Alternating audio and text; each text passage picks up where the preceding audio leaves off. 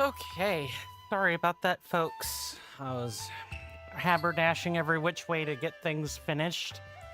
Welcome everybody. Welcome to the start of another episode of the Legend of Zelda: The Breath of the Wild. There's no the. There are two these, not three.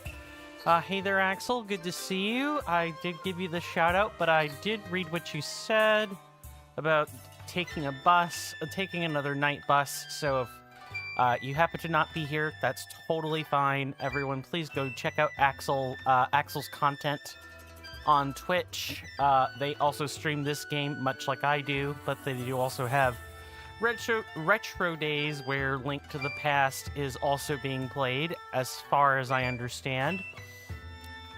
And greetings, Mr. Owen Darcy. I'm glad I could see both of you here today. Hopefully you enjoy your stay. And hopefully the homework is coming along.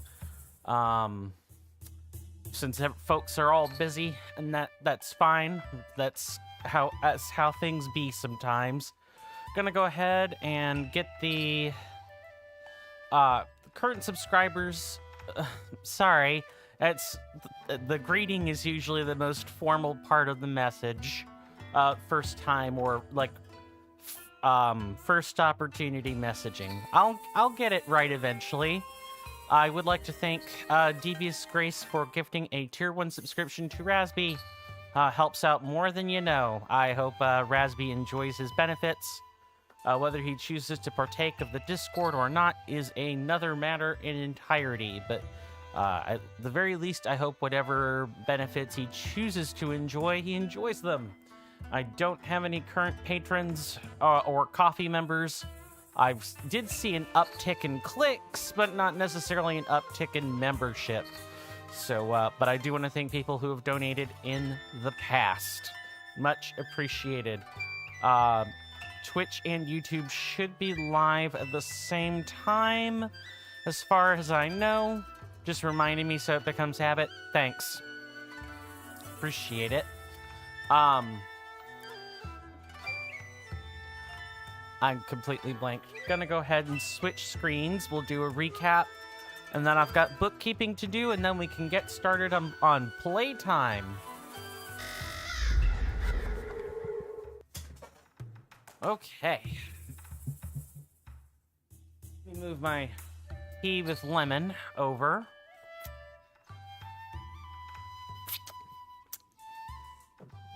That'll be good for keeping the throat moist and mucus free, more importantly. So last time we spent pretty much 4 or 5 hours doing the following. We went to the Woodland Tower. We got the map segment for that area, the Great Hyrule Forest. We then proceeded to spend 90 minutes to a stasis shrine that had a very deceptive back-end puzzle. We restarted 3 times to get that fully completed. Yay. Then we went through and unlocked the inside of Korok Forest. Let me just tilt something here. There. That should be good. Let me just shift over to the left a bit. Yeah, we went and unlocked Korok Forest. I showed you guys what happened when we tried to pull the Master Sword, not once, but twice before we were ready. And then we proceeded to start doing the Korok Trials. Today, we're going to be doing more of that. We are going to be completing the rest of the Korok Trials here. And we will then probably go back and start knocking out some of the stuff in, I guess it would be Tabantha proper, wouldn't it? Hopefully everybody will enjoy the gameplay today. Bookkeeping. We got bookkeeping to do. First, let me start by issuing the Discord server link.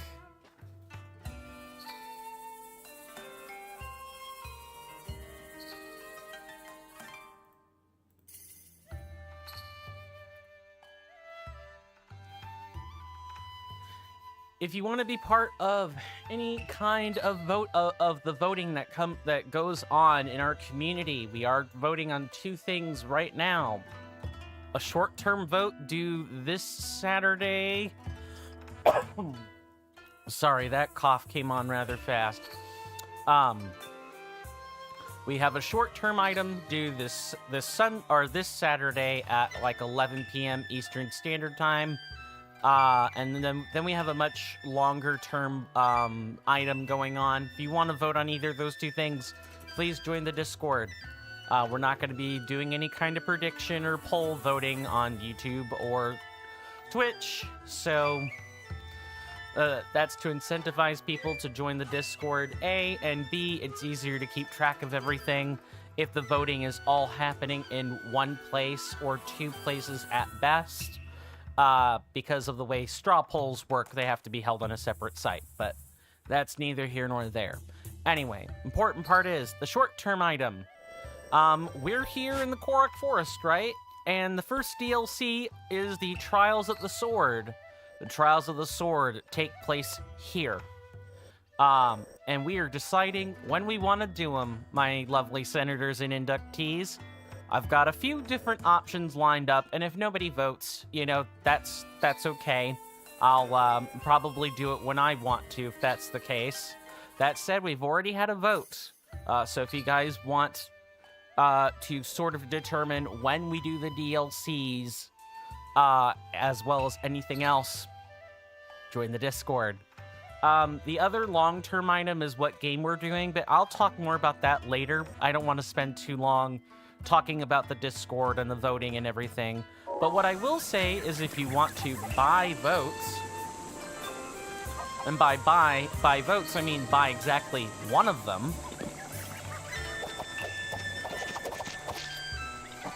or one more of them, consider subbing on Twitch or becoming a Coffee or Patreon member. Those let you get access to an extra vote. And I check that at the time that I go up to tally the votes. So, quite literally, it is sanctioned vote buying. And really, $2 or even $6 to sort of help shape the stream, I think is a fair price. 2 more than 6. That said, enough shilling. We've got things to do. We got stuff and things and stuff to do.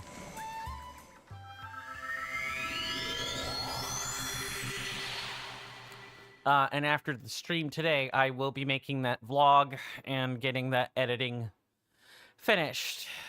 My arm has not exactly eased up all that much, but it's eased up enough for minimal editing to sort of take place. So I'm gonna seize the time and strike while it's hot.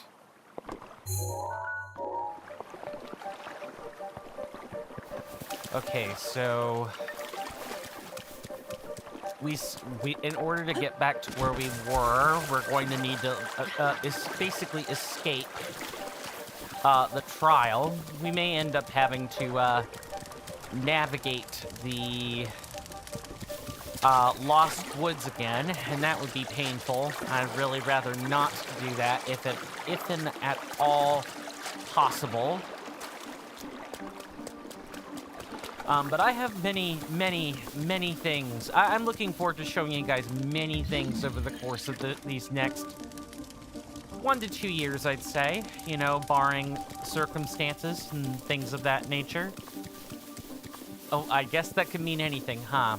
I guess barring real life is really what nice.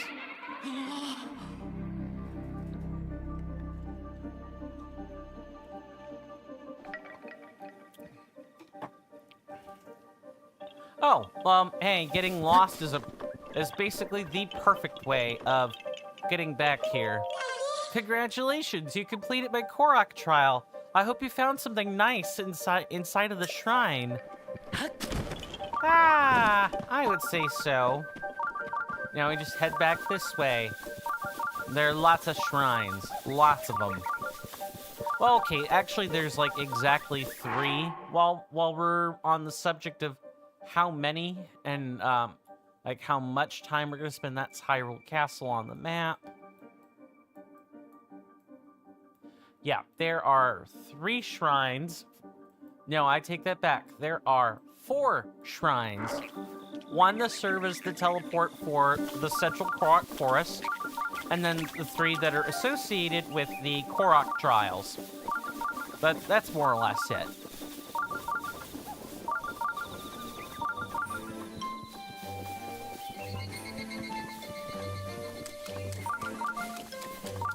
But like I was saying, I hope I get to, you know, bring you guys many games over the course of these next 2 years. Whether that be Elden Ring, because I know people, you know, do want to see the challenge runs. There's like a shrine over here-ish somewhere. And do I really want to subject you guys to Hestu today? Probably not. Oh, there are bird eggs up here. I won't say no to bird eggs. Okay, so there is literally just one right here. And we've already seen these. There's no reason to subject people to more of these innocuous, tedious shrine cutscenes.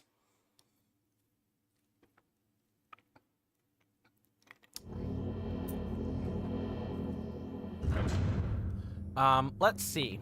Well, I've opened the floor, at least on the longer term item.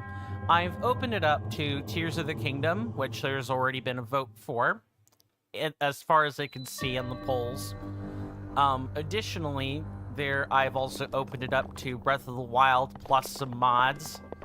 I have like basically 4 different mod options for Breath of the Wild to choose from. They're the 3 major overhaul mods, and then one of those overhaul mods, if you buy the Patreon, the middle or the corresponding Patreon tier that goes with it, you'd essentially be getting access to the Switch version with compatibility for the other two mods. I'm pretty sure that's Dark Army Resurrection, known colloquially as DAR. I think that, yeah, that is the one that has compatibility with the other 2. I'll have to look at instructions for that, and whether or not we mod Breath of the Wild is going to depend entirely on you guys. But I've also included all of the other options from the previous, you know, games poll. The long-term item is a plural vote. Pick as many as you want. So, I sure hope people aren't, treating it as a single... Is there not a concern regarding modding your Switch? You're unfamiliar with it? There may or may not be concerns. I don't know yet, is the honest answer. I know you can risk bans. Hey there, Sizzling Seal. Welcome to the stream. Good to see you. Hopefully you're well in health and in spirit. Hope you enjoy your stay. Let's get a shout out from Mr. Sizzling Seal.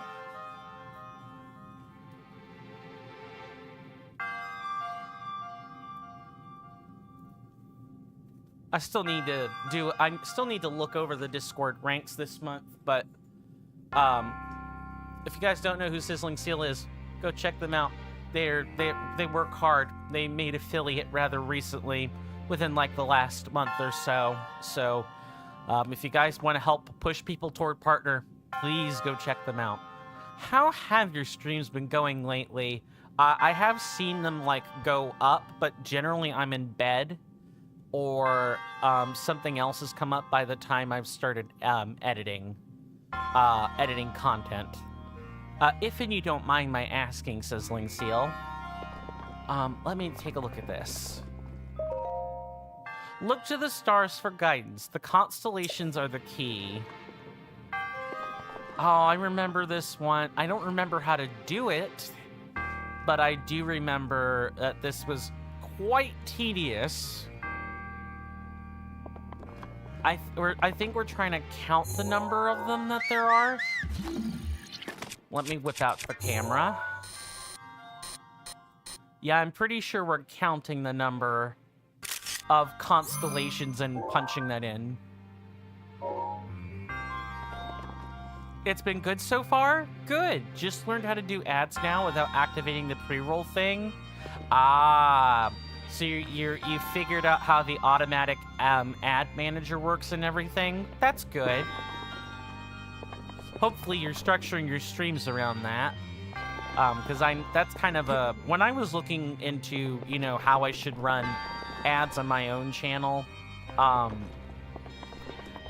is a hotly divisive topic is... let me just set one of these balls in each of these columns so I know what I'm working with here. I mean, it's kind of universally agreed on that nobody wants to sit through the pre-roll, but it's the mid-roll viewing experience that is a little bit more difficult to balance. Some people are like, well, you know, Twitch is gonna monetize your content by putting ads on it anyway. You might as well get something out of it.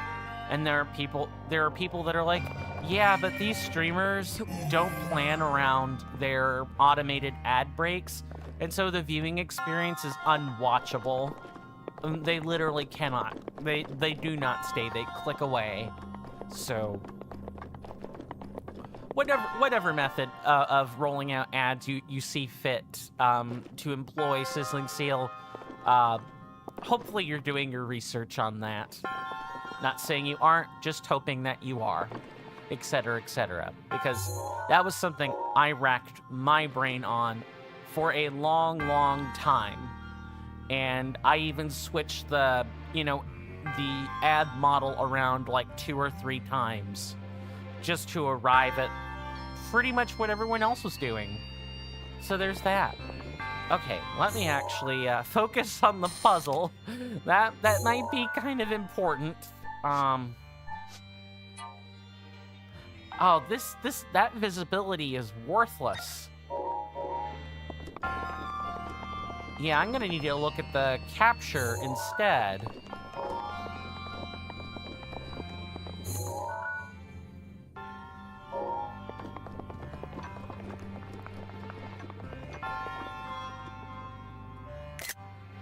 Okay, so now that we've done that,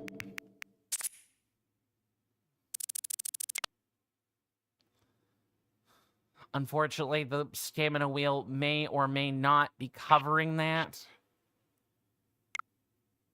Yeah, you can monitor it now. You've added some new docs on your OBS to know when to play ads and check and see if pre-rolls are on or not. Ooh, you got something for pre-roll checks. I should look into that. Yeah, that knowing whether pre-roll is on would be nice. I've kind of been operating blind. Well, and by blind, I mean just without any kind of knowledge. I don't mean any offense by it. I didn't even think there were extensions that let you see that type of information, if and I'm being completely honest. Okay, I guess let's just start one. It's in the stream manager thing. I need to look closer at it then.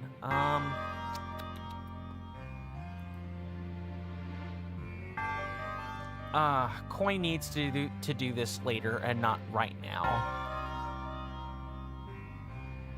Because I've looked over my buttons many times and I've just not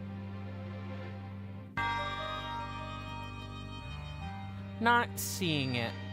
But again, this I should not be compelling myself to look at it now. That needs to be a later thing. But thank you for mentioning that, Sizzling Seal. Really appreciate it.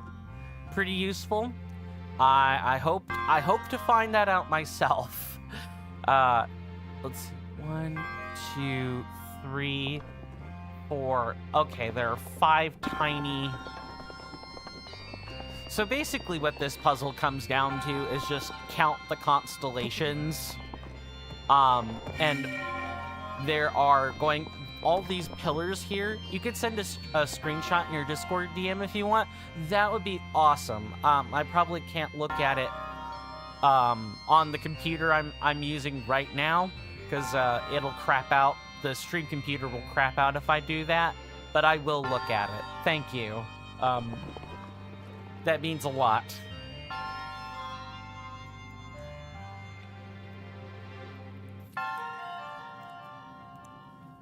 I don't know why my throat is, well, I know why my throat's tight. It's because I'm wearing this tie.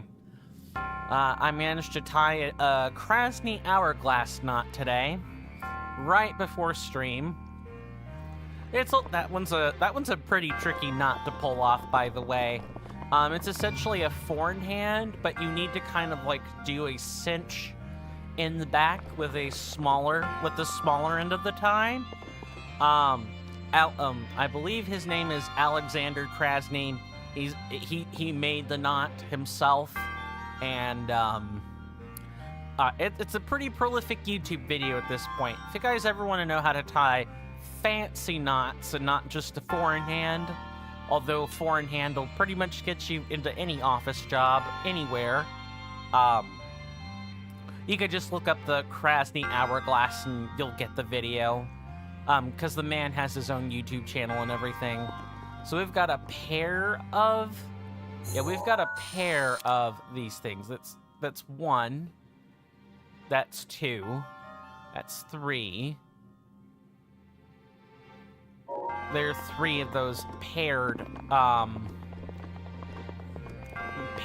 constellations. But like I was saying before, these pillars mark the number, and you need to match the number with the diagram up here, more or less.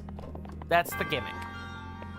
It's kind of like the Dueling Peak Twins shrines, the Shivanir and Shivanath shrines.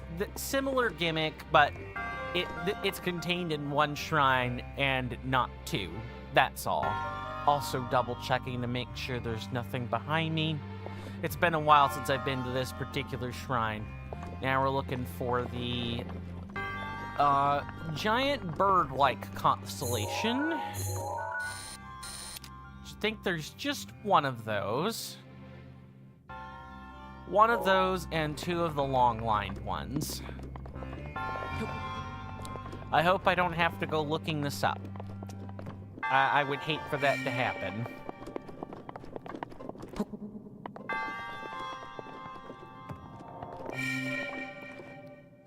Good. And of course, I believe there's another one of these in the back, if you know where to look.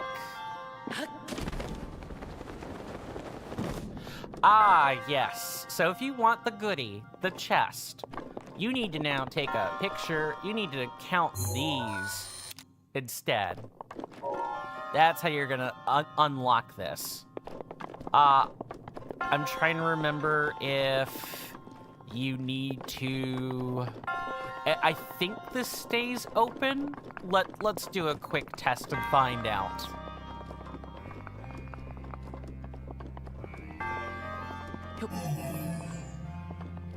Okay, yes, it stays open. That was the part I was unsure about. So now we just recount them up. You know, I did ask you to stay put and out of the little divots there, Sir Ball. Would appreciate it if you did that.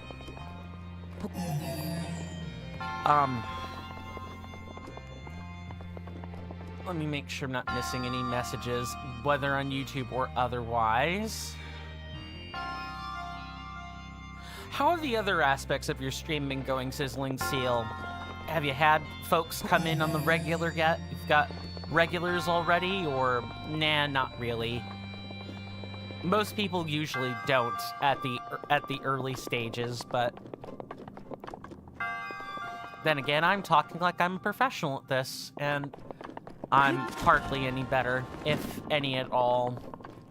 Alright, so how many of these little ones are there? It looks like there are 4. There are 4 of them. Okay. You can take a photo to help you with this, Or, you know, you can just walk back and forth. The photos are less helpful than you think, given how, kind of, you know, unfiltered they are. This could really do with some sharpness and contrast filtering. I wish that were a thing with the Sheikah slate functions. All right, so starting from over here. You met some nice people here? Good, good. Just kind of curious how your progress in, like, streaming was going. Please feel free not to answer questions that are,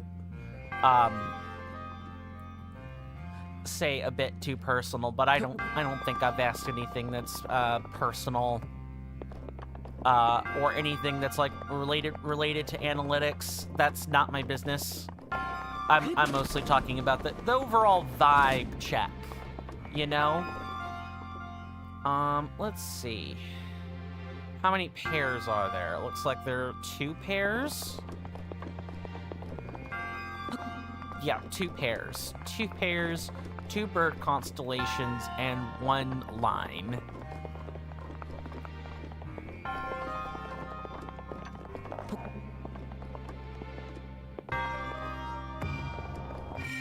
Just wait until we get to... It's all good, thank you. I appreciate the latitude with that.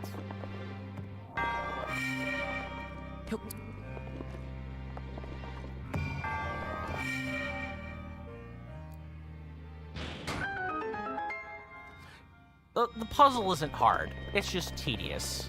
And just wait until you guys see the shrines related to the blood moons, because there are at least 1, if not probably a handful of them.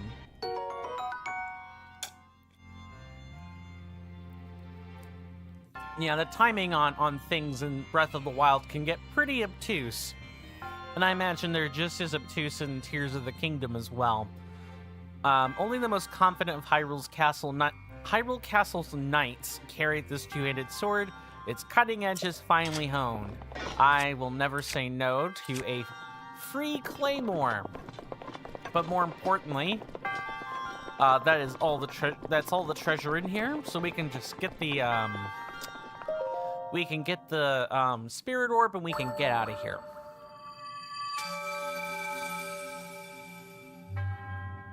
Nice praying hands, man.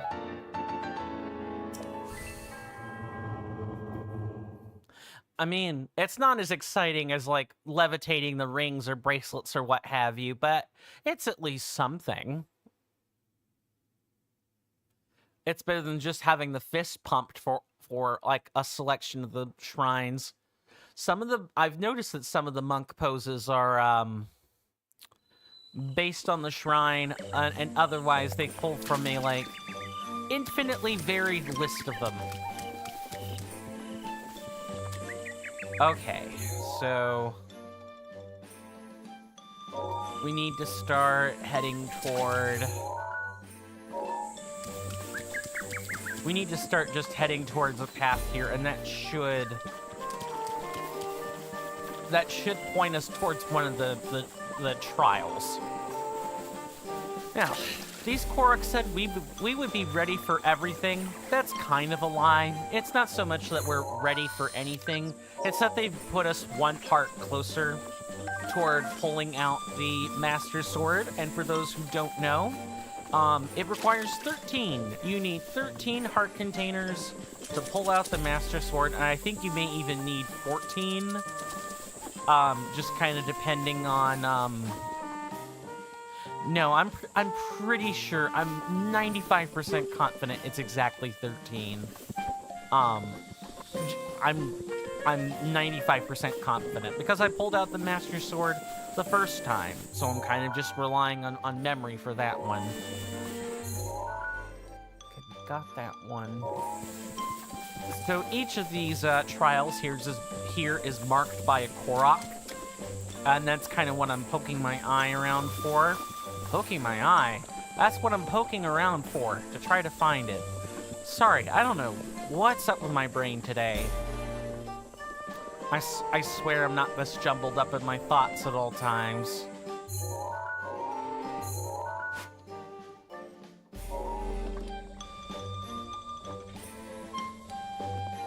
There's supposed to be a path that leads to each one. Maybe it's over this way. You know how video games can be sometimes. You gotta take the long way around, Mr. Player. Mrs. Player, any player.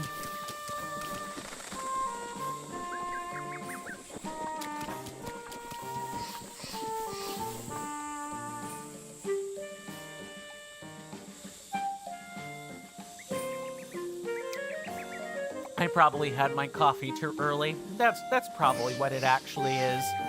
I feel a little bit addlepated, maybe. It's not, like, difficult to think.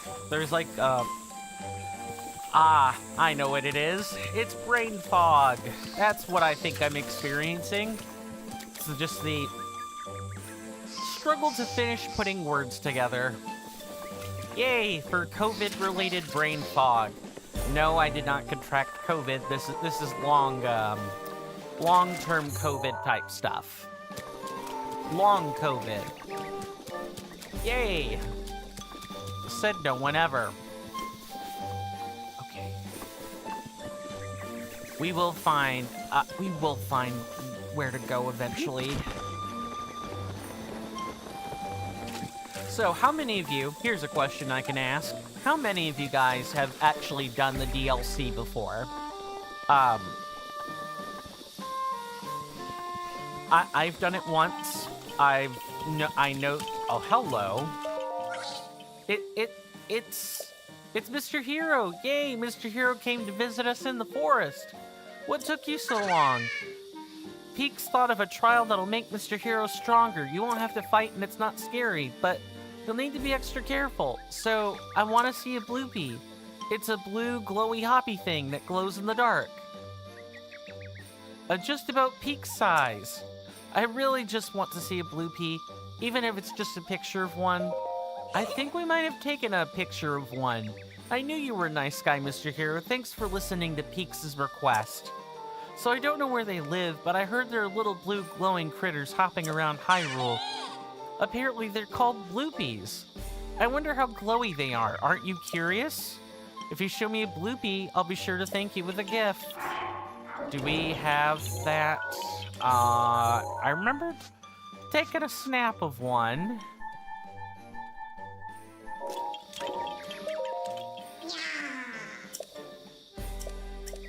Okay, we'll have to find a picture of one. Didn't even have the DLC when you played this game? Sad face. Yikes. That's Sizzling Seal. And, Darcy says, I've done the DLC, of course. Mm-hmm. I've done the first one. I have not done the second. Like I was saying before, and I guess for anybody who is listening in who hasn't tuned in before, I did stream this game, a few years ago. I did, try to stream it. Satori Mountain for easy bloopies. There's one, in Kakariko, or near Kakariko, but yeah, maybe that one might be, better. And there's a shrine literally right there, so might as well check it first. And then we can return back here, and try to find the two other trials. I even have a clip from me, actually completing the trial off camera, because I tried to stream the final advanced sword trial twice and failed, and I didn't want us to spend the eternity, like an eternity of time on that. Of course, I think I'm a little bit more prepared to keep streaming. Satori just has a few of them, so it's easier to find one. Yeah, I hear you on that one. Just gotta take our time and kind of poke around a bit. Maybe kind of use our camera to help find some. And even if we don't find any, we can at least get Endura carrots. The sword trial was brutal. Took me ages to get it. The beginning and intermediate ones took a little time. My first go around, but they weren't that bad. He says knowing he probably died to them a few times each.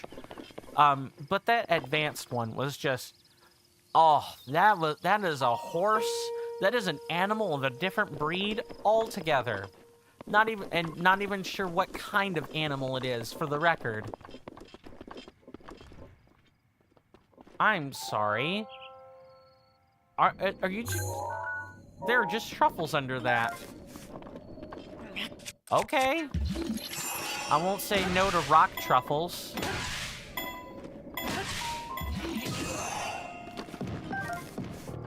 The final one makes me want to cry.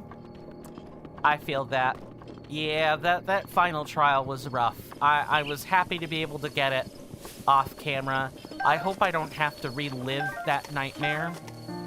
Then again, I think I've gotten simultaneously better at work and worse at video games. So perhaps with the skills that I've accumulated between doing challenge runs and everything, that I can get it on camera this time. And because we're multi-streaming to YouTube, Twitch, YouTube, please feel free to say hi to one another, if and you so desire.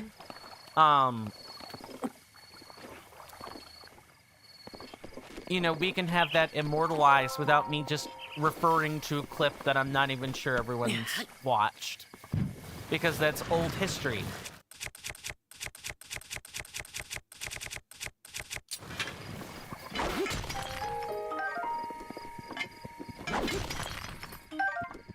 You sure your old man eyes can keep up with a trial that tough? Hey, I may have gotten a DNF on the Elden Ring Reforged Fire Spells Only run, but the only reason it was a DNF was because I couldn't really keep up with the Elden Beast, or I couldn't complete it in the time frame. But yeah, my old man eyes can keep up just fine. Thank you for asking. And I'm not that old either. I'm middle-aged. I wouldn't call myself old, although my body sure does like to remind me that I'm older these days. Between my memory and I could even be just dealing with like arthritic onset. That could be what's going on. I could be more prone to tendonitis than I usually am. Aging. Ancient. Hey, you're not that far behind me. You may not be ancient, but you sure might be getting a teensy bit crusty over there. I hope you're not holding yourself that highly in regard. Kappa. I feel like I should probably make sure I've prefaced that with the I'm joking, please. Absolutely decrepit. Dusty.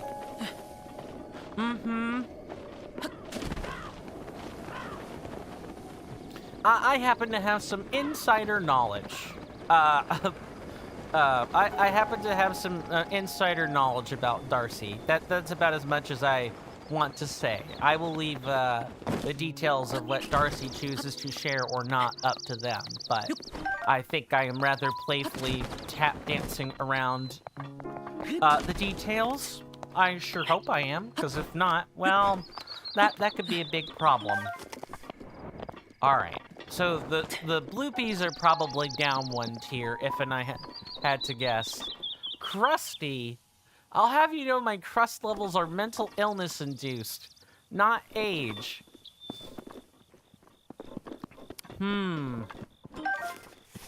Perhaps.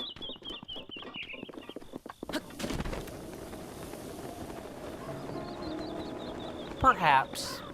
I don't really have any good retorts to that. You know your own crustiness better than I do. That said, that is not a statement of denial either. That is a reframing, a recontextualization of the same prompt I just said earlier. So you're not denying it. You're just reframing it. Well, at least you are being honest. And, you know, self-aware, which is a quality I wish I had. It's a quality that I wish I emulated more of from you. If and you don't mind my say-so. We will eventually find one of these bloopy locations. It's just gonna take some time. I can always look up where Bloopy is as well, if I need to do that. Can't be crusty when you have hypermobility, sir. In fact, my skin is the opposite. Oily AF, and I'll never wrinkle. You're gonna be 50 looking 80, and I'm gonna be 50 looking 30. Ha! Yes, this is giving off Kume and Kotake vibes from, the twin witch sisters from Ocarina of Time, Majora's Mask. It's that kind of jesting, folks. I wouldn't jest with a person like this if I didn't know them personally, and I didn't think they could handle it. And I'm pretty sure Darcy would say the exact same thing I'm saying. So, for anyone listening in, please don't be alarmed. It's all part of the insider group. Aren't bloopies often leading to caves? Perhaps.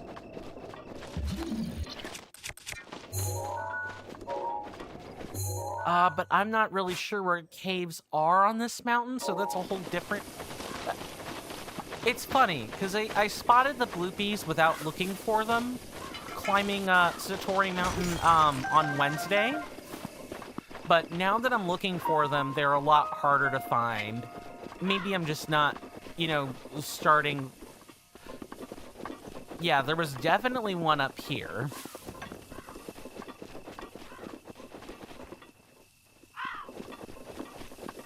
Well, Mr. Mr. Darcy said it, so I could definitely say it. Yeah, we're related. We're related. Hello. I thought I didn't get a picture of you earlier, so yeah. We rib each other all the time. I believe on Wednesday you were near the ponds lower down in the mountain, and I'm pretty sure I saw them then. So in fact, I want to say we've already scared off those bloopies, and I would be better off going to the Great Fairy Fountain and seeing if there's a bloopy on the way there. Because I did chase those bloopies. I know that for a fact. Not yesterday, the day before, excuse me, when we were... That would have been Tuesday, when we were climbing Satori Mountain. But hasn't it been a blood moon since then? There has been a blood moon. You are right about that. I guess I'm not sure if the bloopies are independent. Shouldn't be. Definitely shouldn't be. Because bloopies should refresh with the blood moons like everything else. I'm just gonna hedge against there being a bloopy here, is what I should probably say. I just gotta keep my eyes peeled.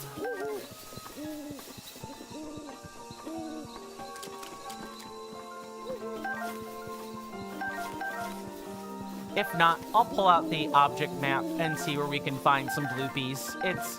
Or alternatively, we can just give it a little more time before we attempt to do that quest, because I don't think the bloopy picture actually unlocks a shrine or anything. At least I'm gonna hope not. We can look at the quest log and see. Legendary Rabbit Trial. That's gonna be...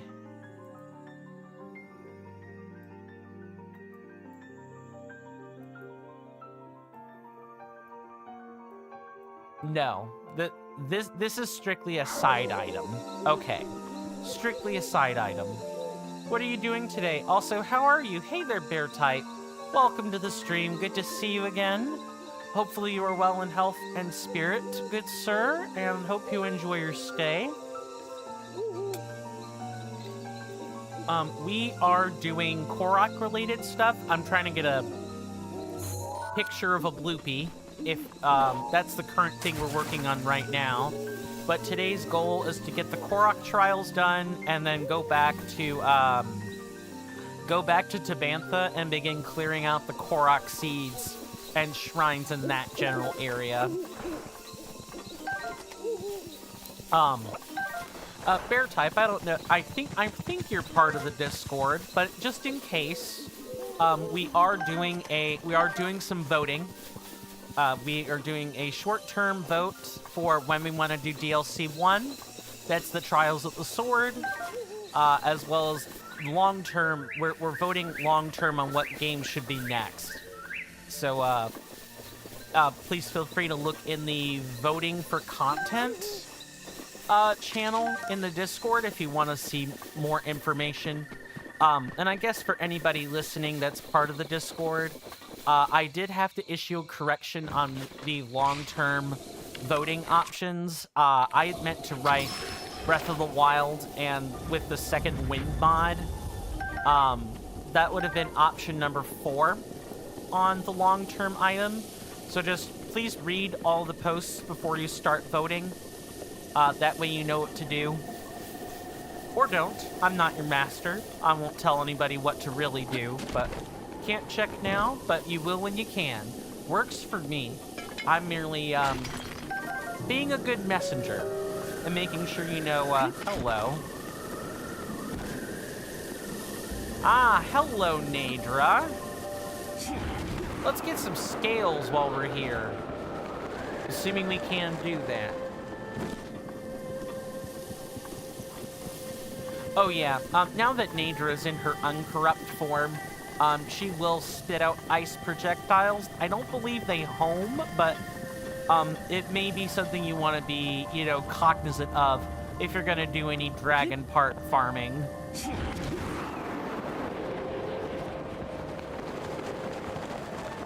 We may want to perk up our movement speed a bit.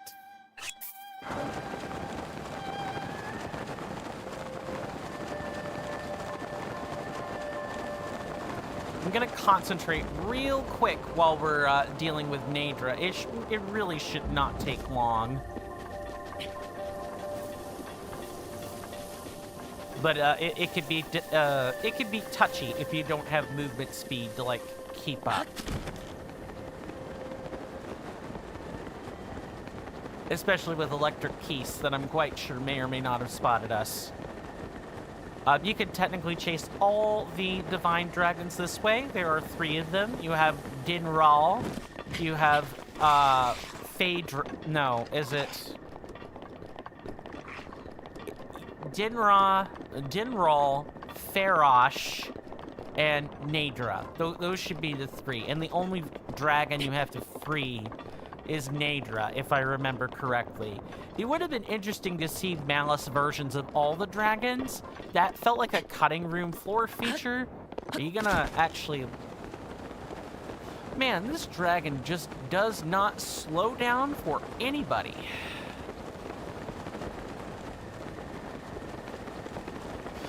Also, you know, pursuing Nadra gives the Bloopies a chance to maybe come back.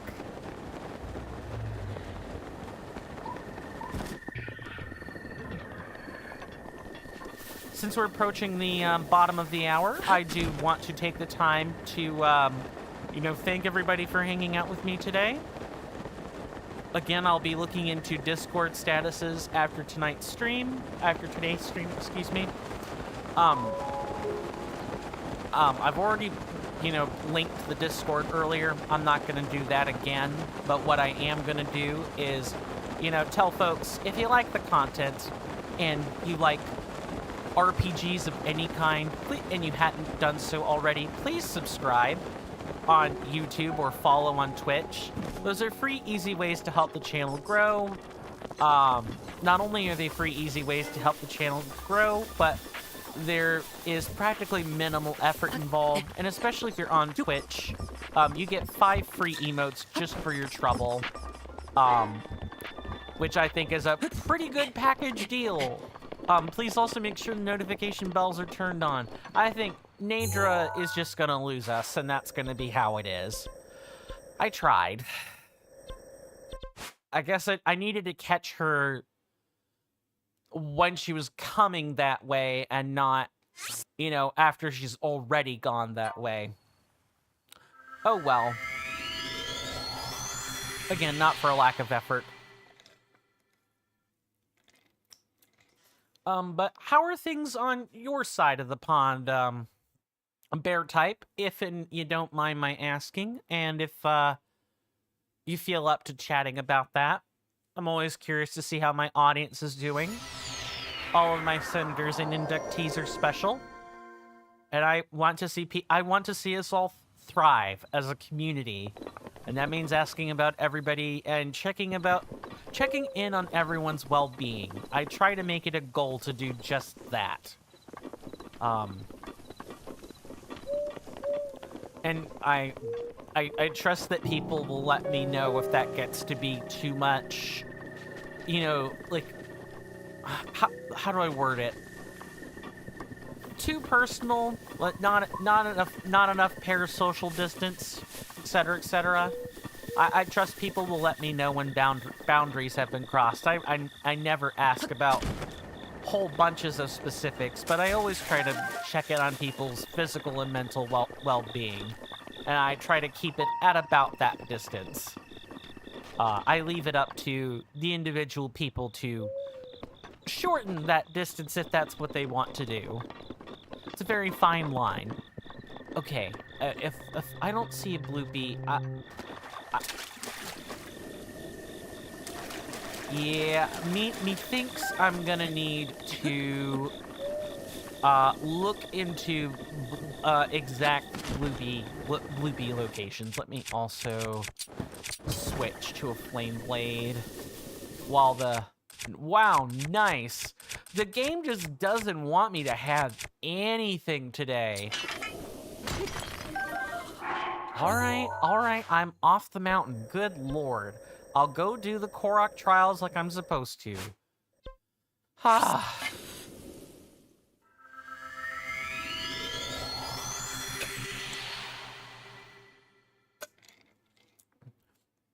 At least we have the quest, so if we just see a bloopy out in our travels, we can just take a snap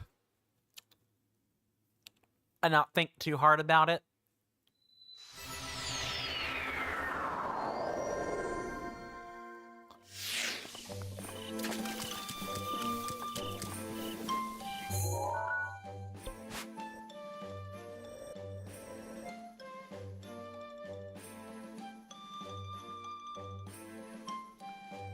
Okay, so maybe over here-ish. You should just be able to follow the natural terrain to get the, to find these Koroks, but I do want to check inside the Deku Tree. I don't think we've actually been in there yet. It's this little entry right here. A lot of the NPCs will be tucked right indoors. No, vegetarians everywhere. Stop, that's my face. Ah, sorry about that. I must have dozed off for a bit. These guys must be fine around tigers, but, you know, brachiosaurs? Ah, absolutely not. Oh, you're Mr. Hero, aren't you? The great Deku Tree told me all about you, so you finally made it to our forest, huh? I've been waiting for so long, I thought I might start to put down roots. Welcome to the great Deku Tree's navel. I made a bed out of leaves just for you, Mr. Hero. Take as long as you like with yawns and the Z's. Oh, how much? Oh, I don't want your rupees. You're the great Mr. Hero. I prepared this bed for you ages ago. All I want is to help you get some sleep. I was waiting for so long, I got really sleepy. These guys hate to see a sloth coming. Yeah. I hear it'll... If these guys were suffering from sloth, seeing a sloth would, you know, beat the sloth out of them, so to speak. Make them more like rabbits than sloths. These forest sprites are neither really a fast or a slow people, but they aren't exactly adult-like either. Again, for those that were maybe not here during the last episode when I talked about these guys, in some parts of the franchise, the Koroks are actually evolved, or they're the descendants of the Kokiri children in the same exact setting. Don't worry, Mr. Korak. I too am EP. I don't know where they live. Yep, What about you though? Huh? You're here. I've been waiting for you. The great Deku Tree was right. He said you would come, Mr. Hero. I thought you might be hungry, so I went out and gathered a bunch of forest mushrooms for you. Welcome to the Spore Store. Oh, yeah. You really want a dose of the EP? Go to the Spore Store. I hear they sell absolutely terrible EA slop games as well, in addition to the mushrooms. My shrooms are delicious, suspicious, but never malicious. That's not a flex, child. Look around, buy something, or would you rather sell something? In fact, I am Ebi. Ebi and Neeby to Schleeby. Oh, groan. That one wasn't too bad, all things considered. We're technically inside the great Deku Tree stomach, you know? Try not to think too hard about it. Hey, kid, plants don't have stomachs. That's... Even pitcher plants don't exactly have stomachs. They secrete acid. That's really about... Or, yeah, digestive acids. That's really the only difference.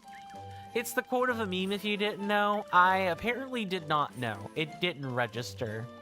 I just thought you were rhyming just to rhyme. We all decided to open shops in preparation for your visit. So the great Deku Tree let us set up shop here. But you're a lot bigger than us, so it probably feels a little cramped for you. If Link were about 2 feet taller, maybe he would find it cramped. Anyway, take your time and enjoy shopping. Iron shrooms, rush shrooms, stamellas, truffles, and razor shrooms. We want these.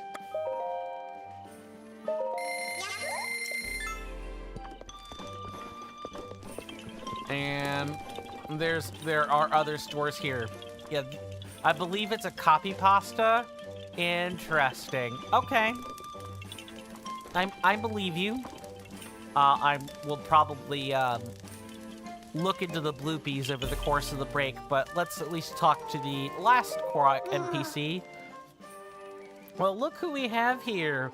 Hello, Mr. Hero, and welcome to the general shop, with an E on the end, so you know it means business. I sell a lot of stuff here. Things that I gather in the forest. Things that I don't gather in the forest. Kid, that's very helpful. So you sell stuff. Okay. Please choose anything you want. Or have you come to sell? What do you sell? What do you buy? I'll send it to you via Discord so as not to clutter the chat. Feel free to attempt reading it from your phone, though. It's hilarious. I'll have it pulled up on my phone after the break is concluded and everything. Promise. I prepared some arrows and food that I thought may prove useful to you, Mr. Hero. If you use a shock arrow when it's raining, it does extra damage. I highly recommend it. Yes, we want these. We want all of these. I never say no to shock arrows. I also never say no to regular arrows either. In fact, I'm also going to take the cane sugar while we're here. In fact, I'm basically going to take everything but the apples. This is probably one of the better stores in the entire game. You just have to, you know, deal with a very nasty obstacle in the form of the Lost Woods. I guess it's not really quite so bad, but I could definitely see people getting, you know, lost in it the first time. Or the first couple of times, like we did, even just on the revisit. Yes, I see you. We're gonna keep it cool and keep it classy right here with some music, everybody. Okay, break time. We're 5 minutes overdue for said break, and I'm feeling like I need an extra cup of coffee today. I'm gonna go whip that up while the break is going on. we take 5-minute or we take 3-minute breaks here for commercial ads and everything. For those of you on Twitch anyway, please feel free to get up, stretch, get a snack, and what have you. That's probably about the amount of time you actually have for the 3-minute breaks, because I hate ads, and I know lots of other people also hate ads. Even if we all understand the logistical overhead that running the ads provide, that doesn't mean we have to like it. So I always make the recommendation of doing something else. That's going to be a much better use of your time. That said, we're going to take that break. Thank you guys so much again, and I will see you after said break. And we will pick up with the meme reading, and hopefully I will have a better idea of where these bloopies are. See you guys then.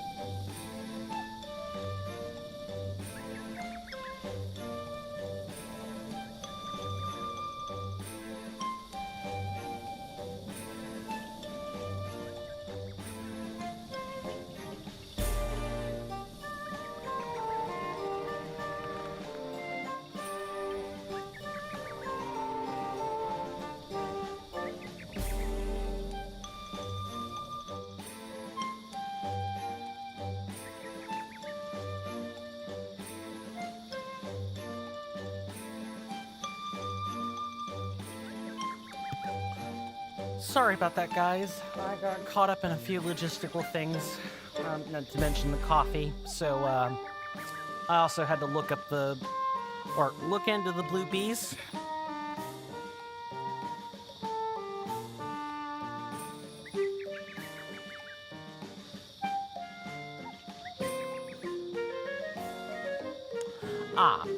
We've taken a picture of them. What we can kind of maybe do, and let's also switch the screen so I'm not, having you guys look at a really small display. That's kind of a no-no. What we can do is use the Sheikah sensor instead of tracking shrines, which we don't really need.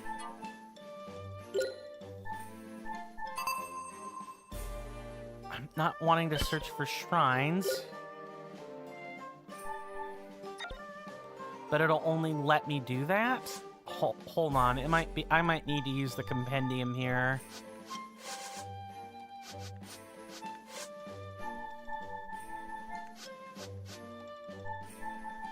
If only we could filter this by anything more meaningful than a creature.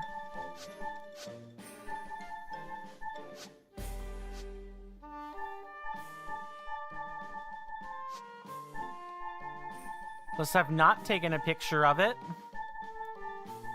Sure hope I've taken a picture of... Yeah, here.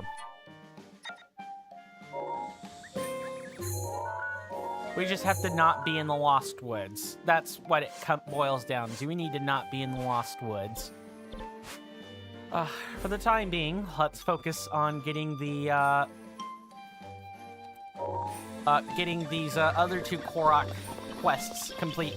And I suppose before doing that...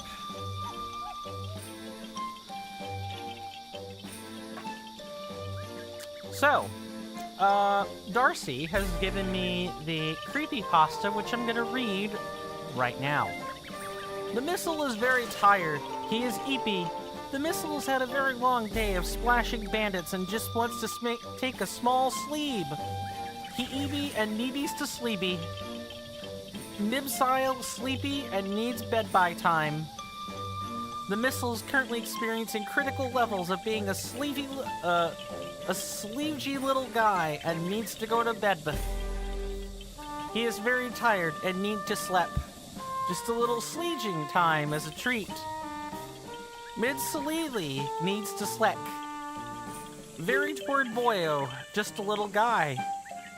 I feel like I'm reading Skippity Toilet, but the sleep version.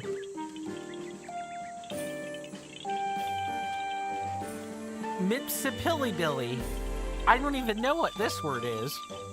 Needs his beady sleep. Look at him go. He yawned big because he's skeegee. Needs to fell asleep. Needy time. I feel like this feels like a cross between Skippity Toilet and hearing Napon from Xenoblade Chronicles talk to each other for an hour. Good night, Mr. the Missile. And it's like AI, it's AI voice or uses AI voice, so I immediately think of Metroid Prime 3 Corruption Google Translated when I think of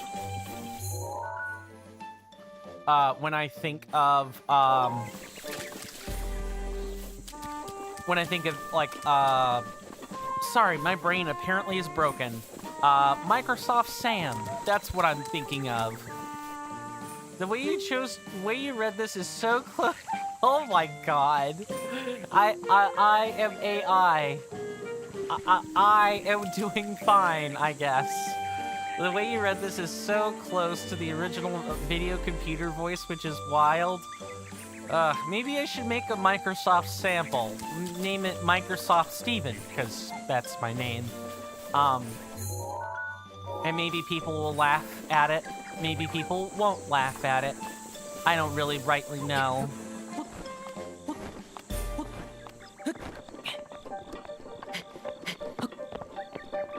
Okay, so according to my map, because I'm looking at this, I'm looking at where the quest starts are. It should be like over here, and we kind of have to get down, maybe go this general direction.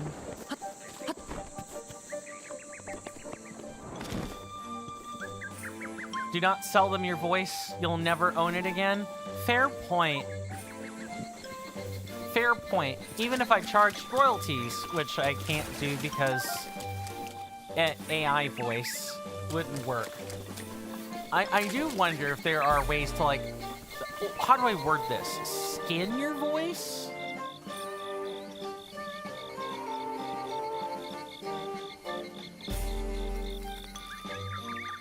There gotta be programs out there that do that. I mean, treat Microsoft like the Fae. Accept nothing, give nothing, and don't look at them too long. You right. You absolutely right. Most corporations are like that, sadly. You kind of just need to interact with them only on the contractual basis that is accepted in society, and then, even then, very much avoid that like the plague. Are you ready? Hey, hero guy. I was told you'd be coming. But do you really think you're ready for the test of wood? Some say it's the hardest of the Korok trials. But it's not complicated. All you need to do is equip this Korok weapon set. Ah, there are already methods people use to copy voices. The more of your voice exists on the internet, the easier it is to copy. Well, hot damn, I guess there's a lot of my voice to copy out there. Sadly, the only thing I haven't done is given, companies permission to use it. Doesn't mean they won't steal it, but it's there. Yeah, my voice is out there. It's just not as much as, say, I don't know, a person like XQC or, Mark Fishbach. Those kinds of folks. That my voice isn't out there as much as theirs is. And reach the shrine at the back of the area. Are you ready to try it? I'm ready. All right, go get them. You have to keep the sword, bow, and shield equipped the whole time. If they break or you unequip them, you're out. Can I take pictures? Can I take pictures? Can I take pictures, please? They're for my papers, you see.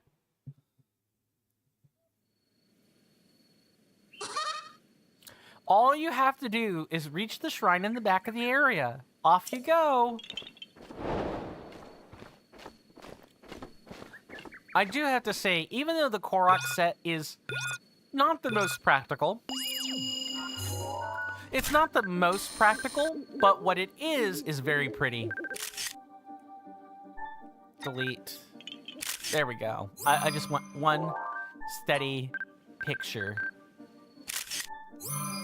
The issue isn't companies using it, it's private people using it and then the companies then using the copy. Yeah, I see what you mean. As parody or fair use because AI products are currently not copyrightable. Right. Well, that kind of sucks. I don't know, I guess I was just thinking about ways to market my voice, because, if you're saying I read that pretty close to the original copy pasta, I think I may have found a little bit of a calling, a teensy, tiny bit of one. I jest. I don't know if I really have a calling for that sort of thing, but, it would certainly be interesting to have my own voice skin to use for that sort of thing. It does. It's a major issue for voice actors right now. Uh-huh. That's why there was the, what is it, the SAFTA strike, wasn't it? I might be misremembering the name, but the more important part is that it's the Actors and Writers Guild strike. I know what the people are, even if I've gotten the acronym wrong. Okay, so the gimmick with this one is that we need to go through and not fight every little thing. We need to not do that. We also have to kind of follow the path set before us. We need to have a certain amount of durability left for, a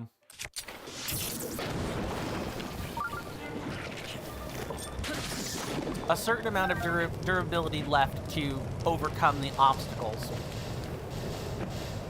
What you want to look at is voice acting, which can get you into games, audiobooks, advertising, and even the things like computerized voices. Ah, sadness, but I think it is for the best that I don't have access to those materials. Roasted acorn. It's an acorn cooked with direct heat. Its nutty aroma has been amplified. Ow, that hurts.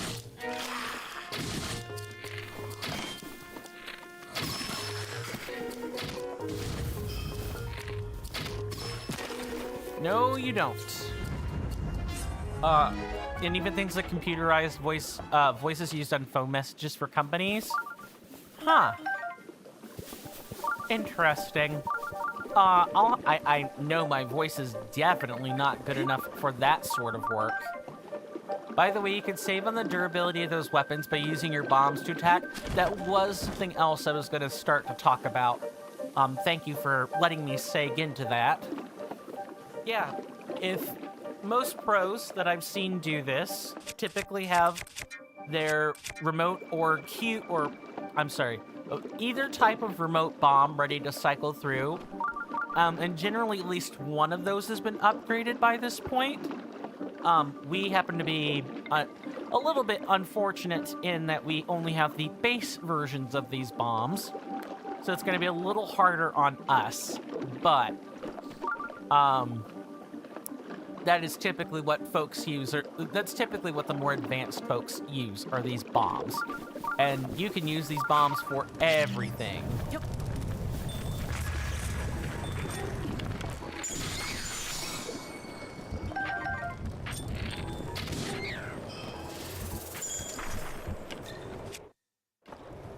And you just kind of have to wait for the art. You have to sort of wait for,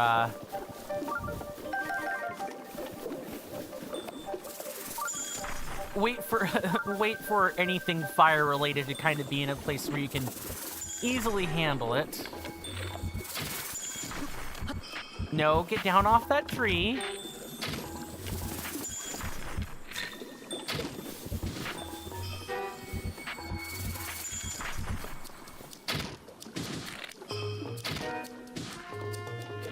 Oh, that one hit him pretty squarely on the head, game. Come on. This one we can probably chuck bombs at.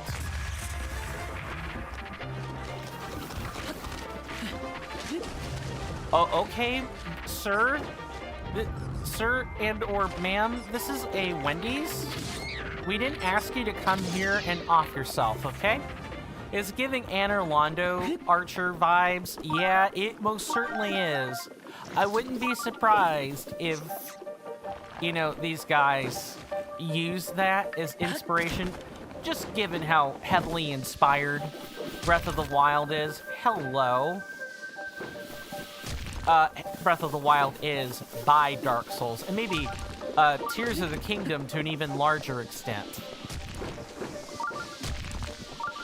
Do you guys just not know the meaning of the word chill? Chill out. Stop spitting. Oh my god. Guess not. Alright, you guys are getting absolutely blasted with shock arrows. Stop it. Get help.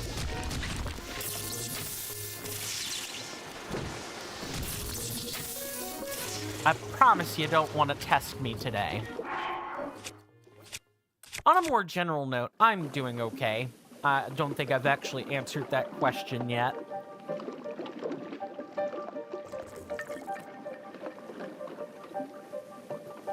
Some enemies are just out here firing cool arrows. These guys are chucking rocks. Not little rocks either, big rocks. Speaking of rocks, we do have to use Cryonis to get through here. Falling into this automatically voids you out, and you have to do it all over again. So be very careful. Be a little more conservative with your ice blocks than you normally would be. Unless you're me, and you like to be gutsy, I guess. How do you beat the hero of time? Minerals.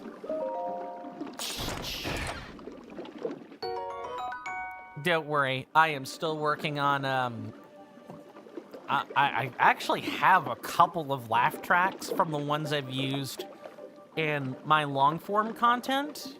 I just need to figure out which one of them is good, because my voice is really not capable of a laugh track. Alright, it's like... we basically kind of just need to continue going this way. We can sort of use the Sheikah sensor to help ourselves out here.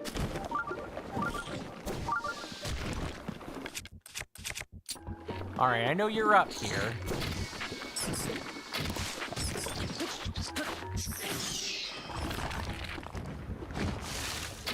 No, you stop that.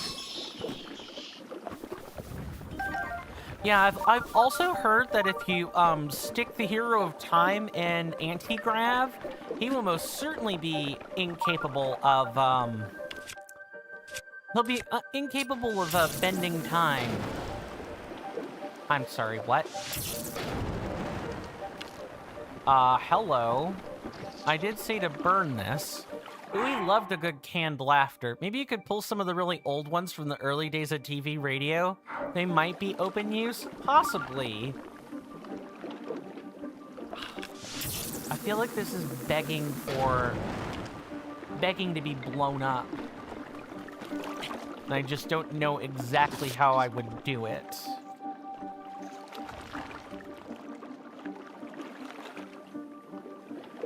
You know what? No, I think this is a waste of my time, actually. Although you could... Game, why are you being weird? Yeah, you can't freeze that. What the heck are you thinking, game?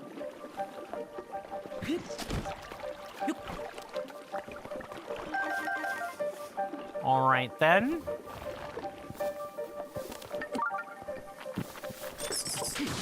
Stop.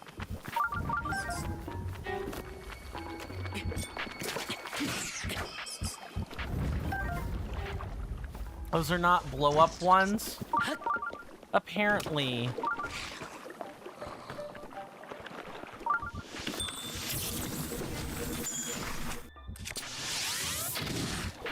Sorry if I'm not being super talkative right this second. I also need to keep the set on. I think we have run out of...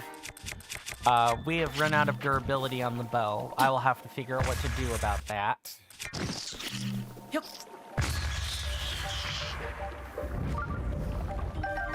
I won't say no to more trout, though.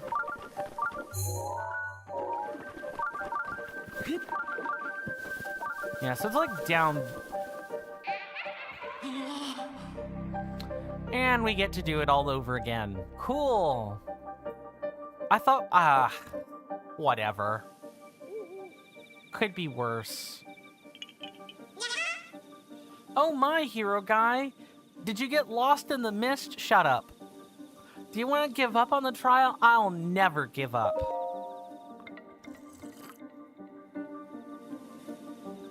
I do think our durability gets restocked, though. No, it does not. No, it does not. That is really unfortunate. Okay, now we have to hoof it along. Do we have a movement speed elixir somewhere? Otherwise, I'm going to be hella upset.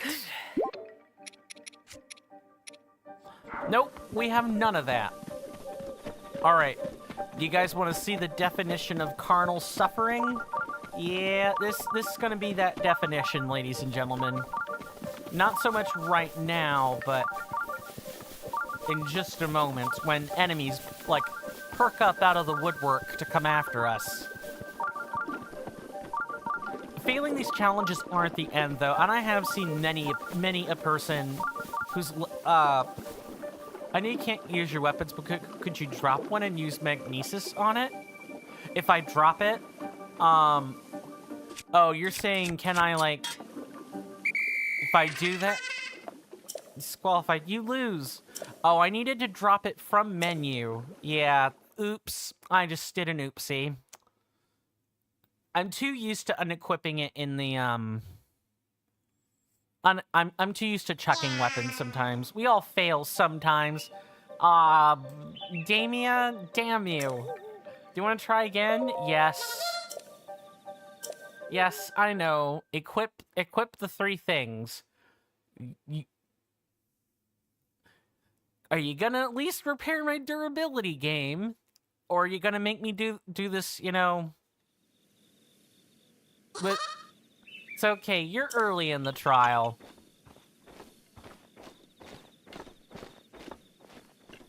I hope it's not a combat shrine. Okay, now that we've failed, I'm pretty sure the area actually has been reset. Yep. So if you have to fail, fail softly, not hardly. Don't fail absolutely.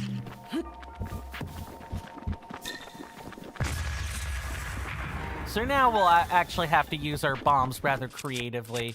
And I just need to actually drop it. I think I know what you were getting at earlier. I need to drop it in menu and do this.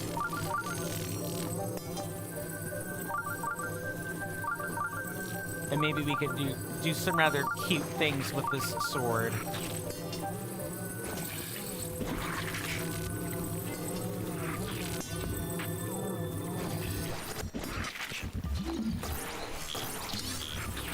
Or not. Maybe this is the wrong kind of weapon to try to use? Hold on. Let's try dropping one of these.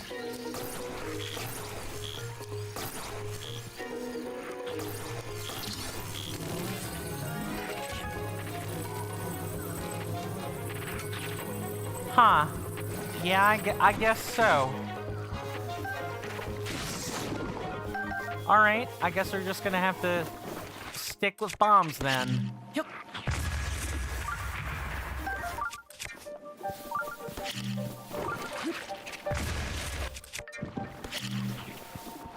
Yep.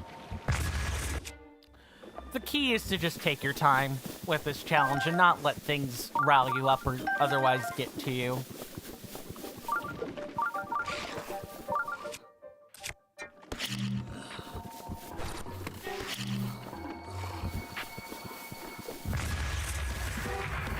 These guys we need to run past.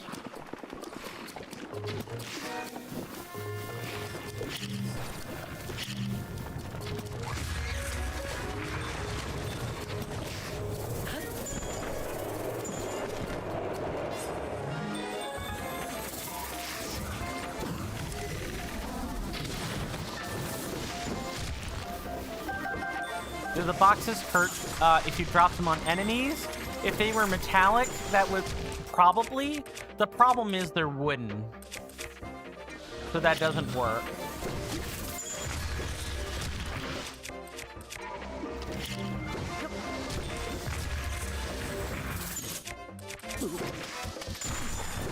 Nice. This is going just fantastic. At least we have plenty of food items.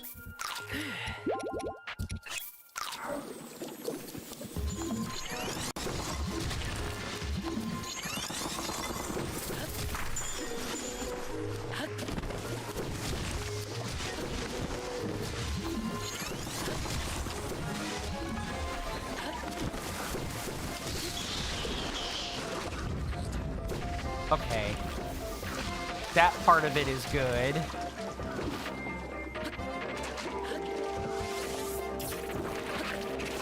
You've got to be kidding me.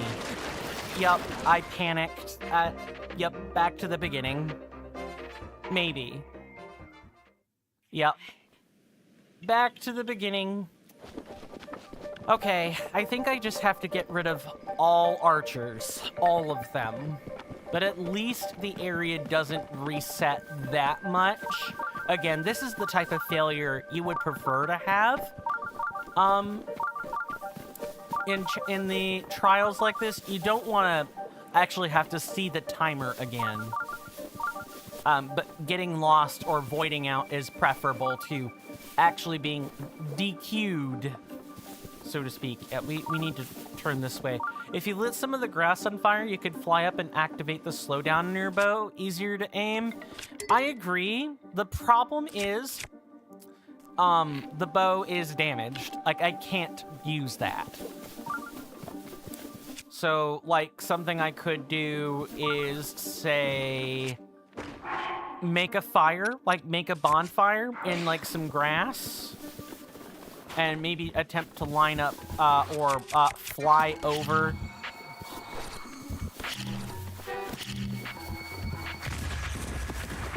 Although maybe not, let's not blow ourselves up, shall we? Let's maybe avoid that scenario. That would be much preferred. I can't swap. I have to unequip it. I do not want to carry that tree branch. Thank you, but no!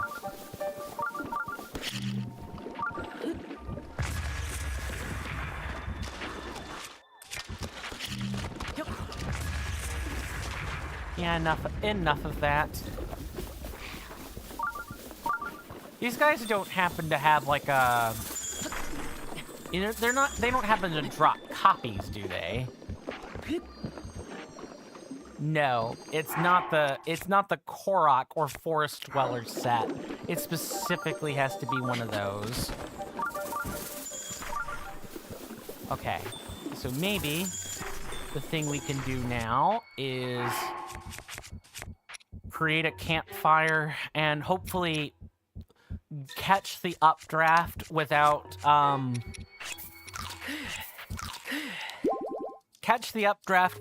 burning alive.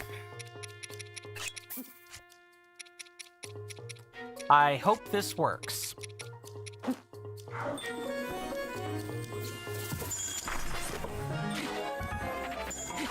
That doesn't work. Nope. We just gotta get lucky / take them out. Make them stop firing at us. Really? I'm gonna have to, like, actually go up to the platform these guys are on. And actually physically go blow them up.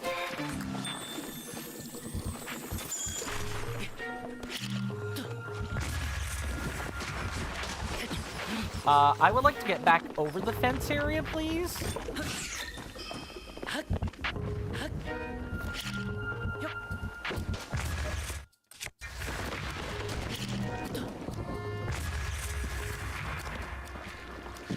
I have to, like, actually kill them, though, or they will come back and start shooting.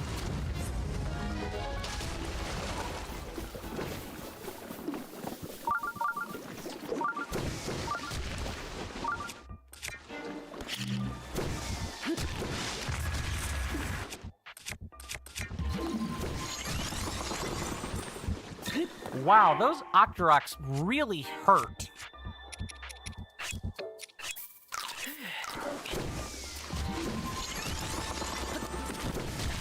This might be a case to actually, like, user shield. Yeah, there we go. Got him.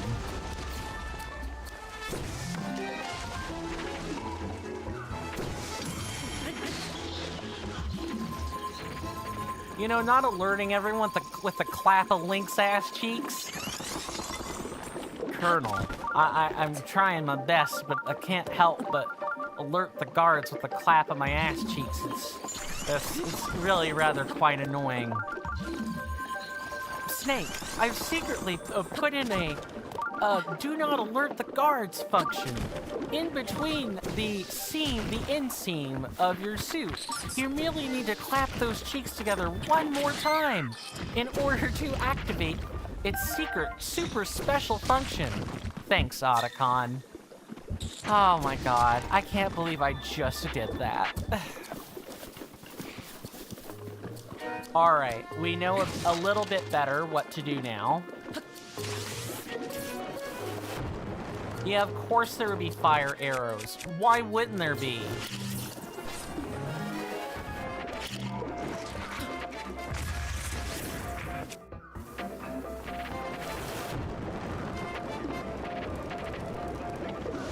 to just kind of like dance for a bit.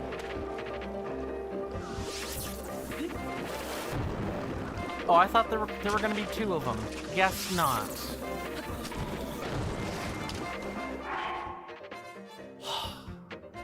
Out of respect for you, I will not be clipping that. Thanks.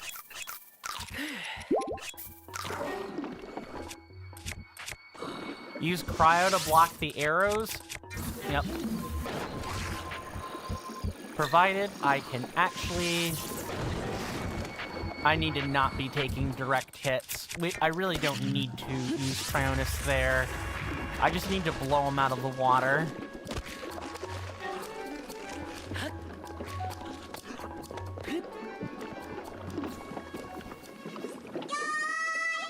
Okay, got it. Congratulations, you passed the test of wood.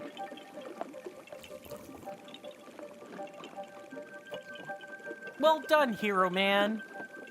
Hero Man, happiness awaits you at the shrine. Thanks. And I'm sure Skeletor won't be around either, right? Oh yeah, if you ever want to do the trial again, I just worry about you blowing yourself backwards into the mud. That almost happened. Once or twice. I almost knocked myself out of bounds too. Once or twice. See ya.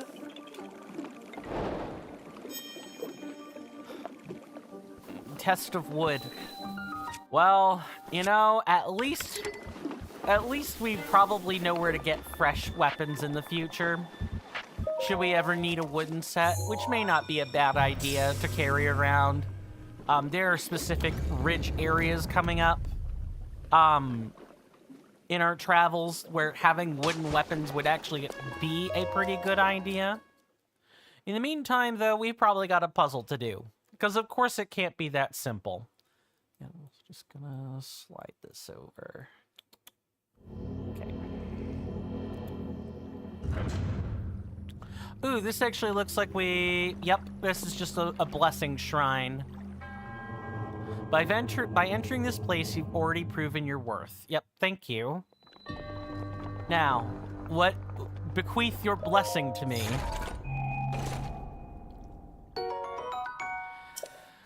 It's not the worst. I wish it were a piece of armor, but I'll take it.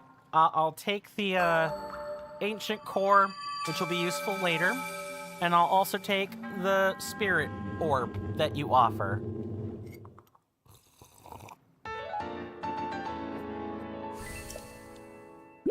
Hopefully the next one will be completable in 15 minutes or less.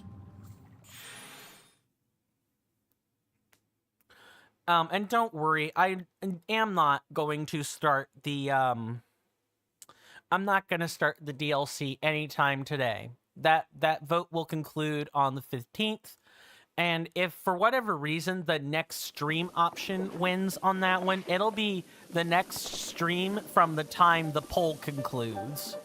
Of course, so far, that vote isn't in the lead or anything, but I thought I would make sure I clarified that. And I'll definitely clean that up in the Discord later and everything. Oh, this is a bad time for hair to be in my face.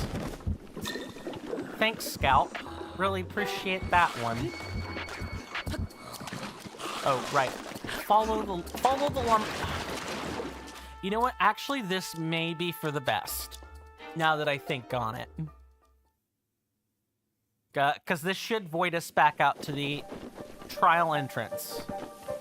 Complete with tools. Actually, I don't... Hey, that equipment is for trial participants only. Ah, screw you. Let me have it. It's pretty. I want to use it. Whatever. I guess we can technically start the trial and get DQ'd if I really want to have it. Oh well. So we just got one more of these lovely little things to do, and then we can turn in another round of spirit orbs. Won't that be exciting? And then we'll be just 2 hearts away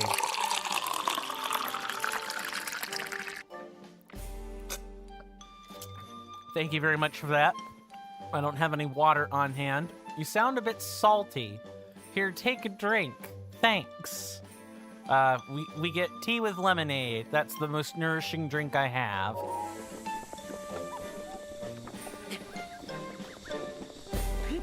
Yeah, I'm a little salty. It just seems like you could, I don't know, say, maybe, perhaps, allow the hero to just have a copy of these weapons whenever? You know, even if I have to buy them, that would at least be reasonable? Okay, so either there's gonna be Korok out this way, or we need to go back. Going alone? I don't know. Oh, you're Mr. Hero, right? Let me make sure I'm not missing anything on YouTube, by the way. And that I've got the things connected. Okay. Yep. That's what I wanted to make sure of, is that the streamer.bot is connected and working. I don't know what the heck that was. Hiccup, probably. You're Mr. Hero, right? You're gonna do the Korok trial, I guess, yes? Sure. I knew it. I'd like to ask you a favor, then. My little Oki just, now set off to do the Korok trial. Normally I'd go along too, but Oki insisted on going alone. I let Oki go, but, well, I'm just getting worried. Could you please follow Oki without being seen? I want to be sure nothing bad happens. This is the time for the stealth elixir.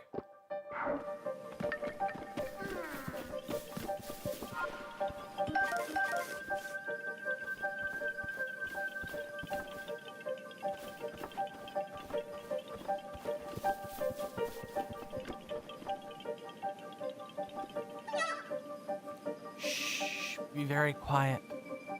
We're following Koroks.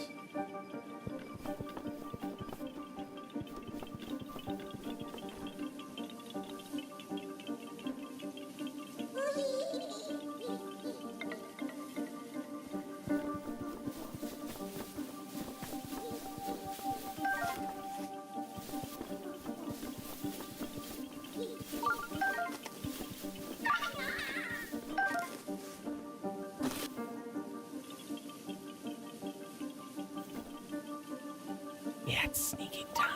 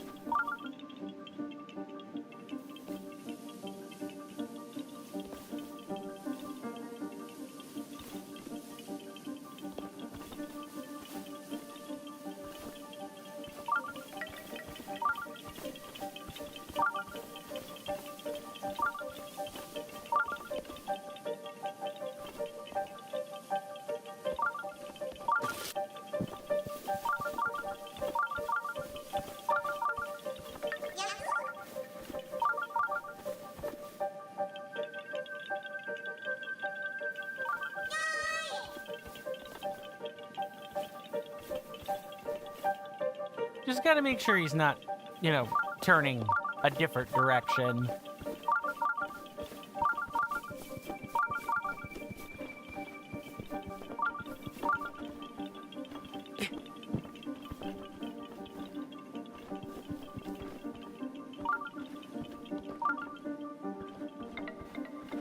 Just be sure he doesn't turn around.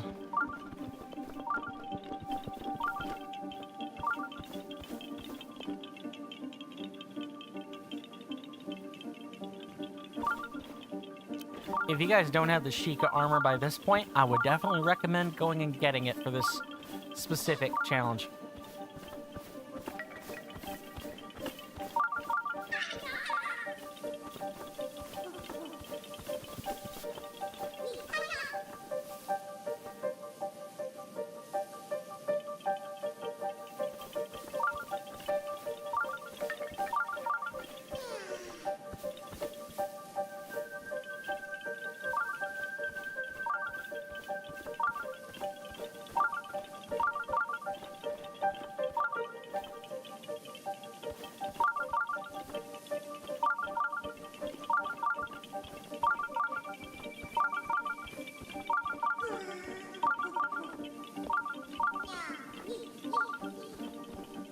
You go, kiddo. Don't be scared. Do we have any food to keep this stealth going? Guess not. Guess we're about to find out how tough it really is.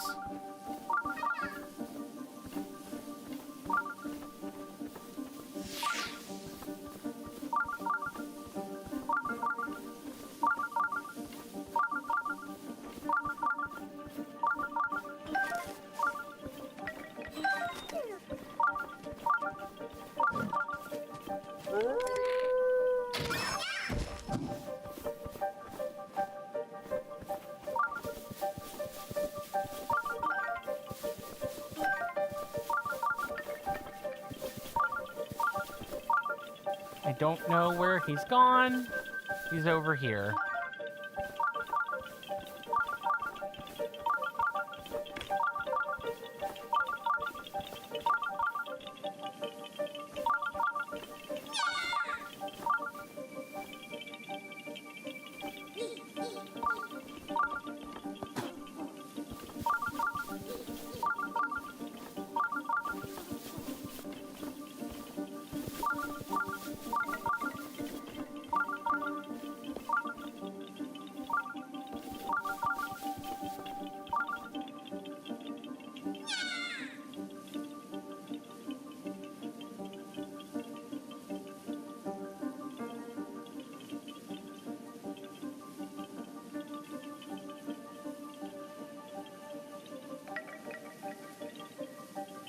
What I don't know is if I can proceed ahead or not. The save is probably not gonna help, but I'm gonna make one anyway.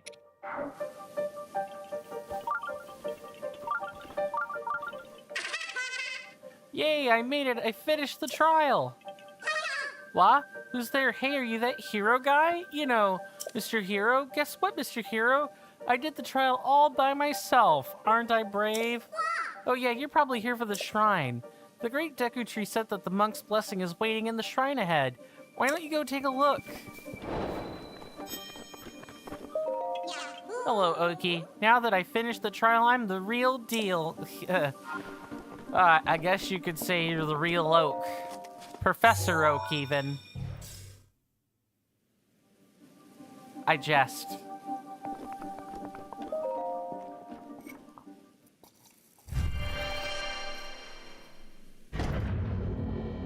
I guess he could say that he isn't just all bark anymore, huh?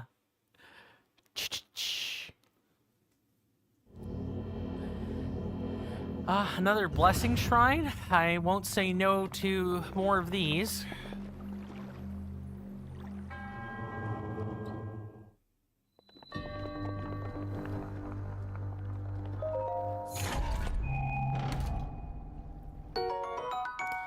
I just wish they weren't all ancient cores. Whatever. Let's just get the spirit orb and get out of here after you take a look at this poser stance. Crisscross applesauce.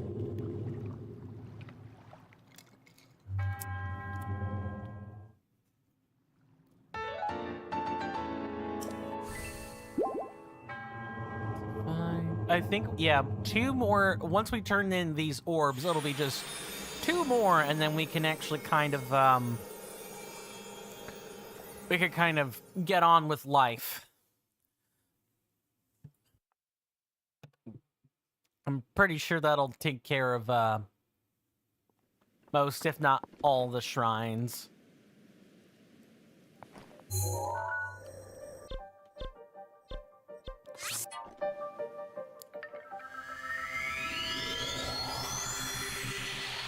I know I've talked about free methods of helping the channel grow, but if you ever feel like financially contributing, first, please know that you never should have, I hope you never feel the need to do that. That if you do financially contribute, it is because you want to.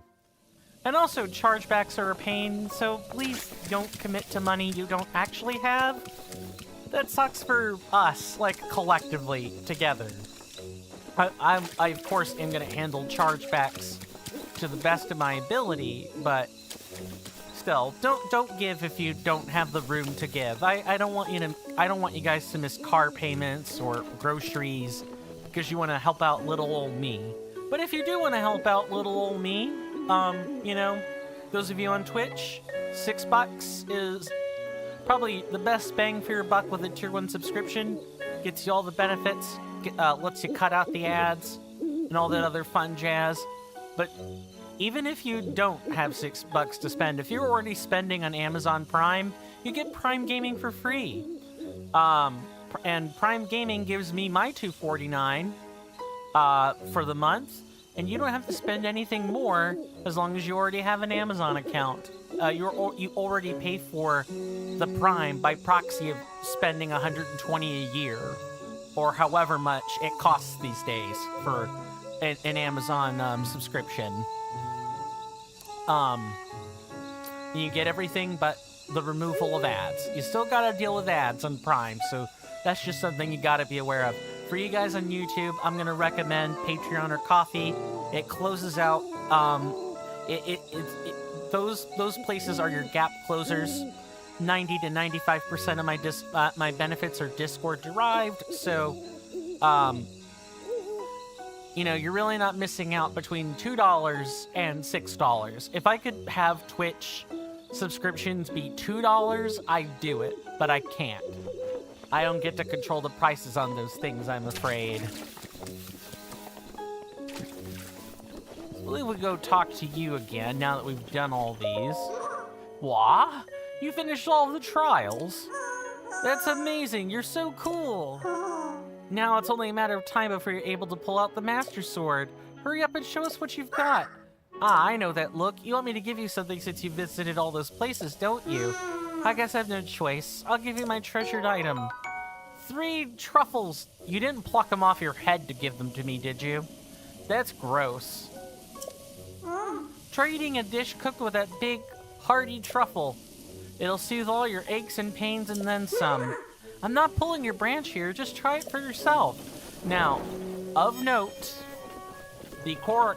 cooking a dish with the extra hearts does not help you with the Master Sword trials. The pulling the Master Sword.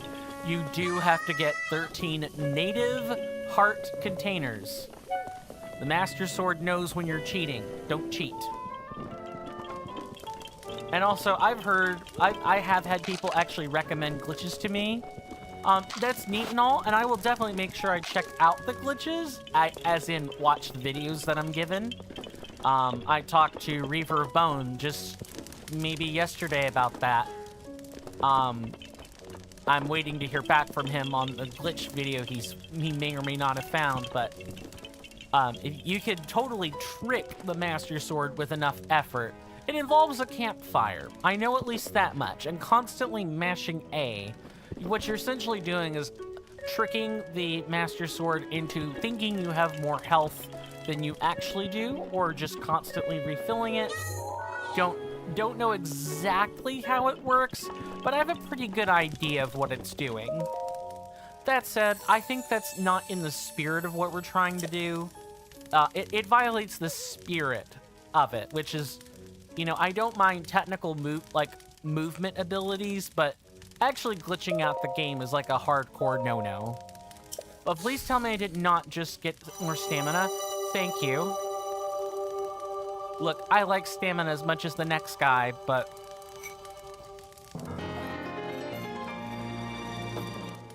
a lot of us menfolk wish we had a bit more of it. However, I'm looking for health at this exact juncture.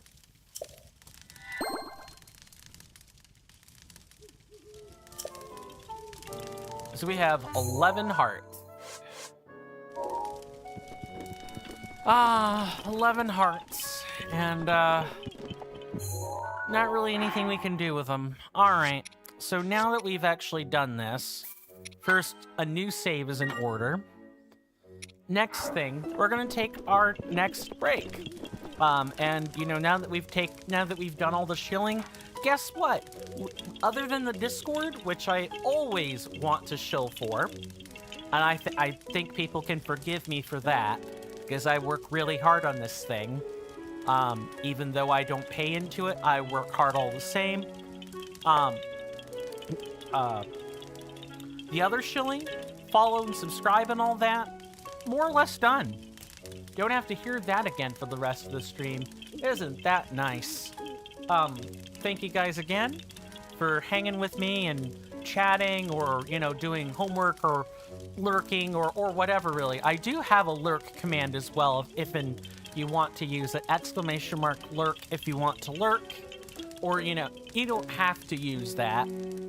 Just, you know, there is something for you if you want to use it. But with that, we're going to take our 3-minute break. You guys know the spiel by now. I'll see you after the break. Thanks.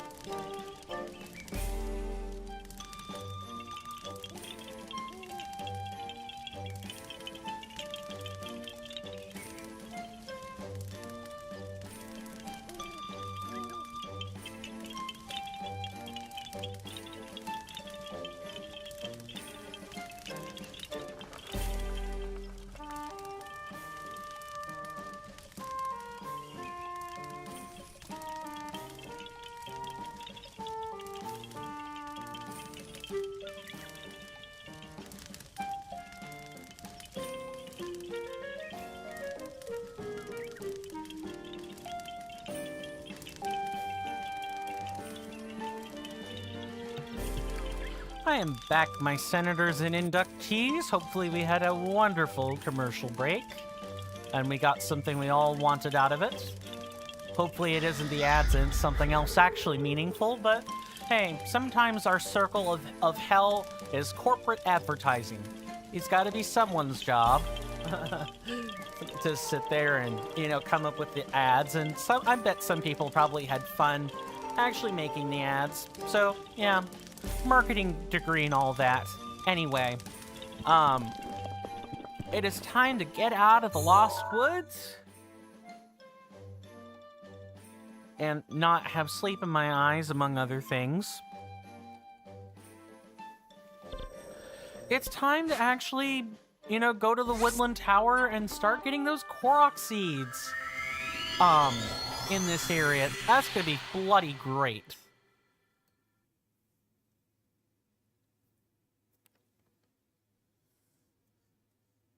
Because we've more or less done everything else, right?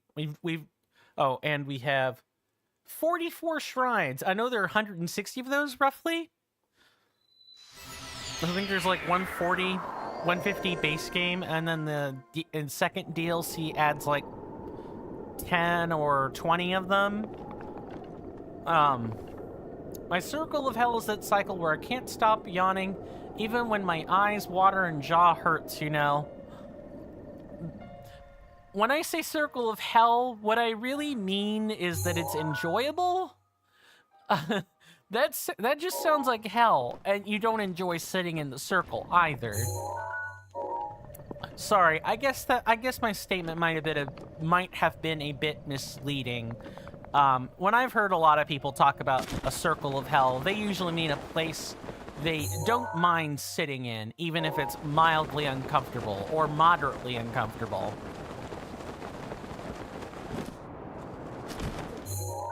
Are we in the correct spot? Yeah, we're more or less in the correct spot. Speaking of correct spots, there's a rock right up there. I don't know what my circle of hell would be yet. I don't know if it's a people-related circle of hell, or if it's, you know, the individual, you know, non-people-related parts of life that I would feel more discomfort towards. I haven't actually thought about it long enough to have a real answer yet. Usually Circle of Hell is Dante's thing. Too true. And none of them are all that great. Cue the City of Dis. As in D-I-S. Yeah, I definitely get what you mean with that. We want to be heading over there toward a tree. I see you squatting, Sir Moblin. How would you like to perish? Are you serious? This dude just sat there and let me jump up on the platform to kill him. What? You know, Moblin, whatever herbs you and your kin are smoking, please smoke more of them. He's sleepy. Yes, he is enraptured with the missile meme.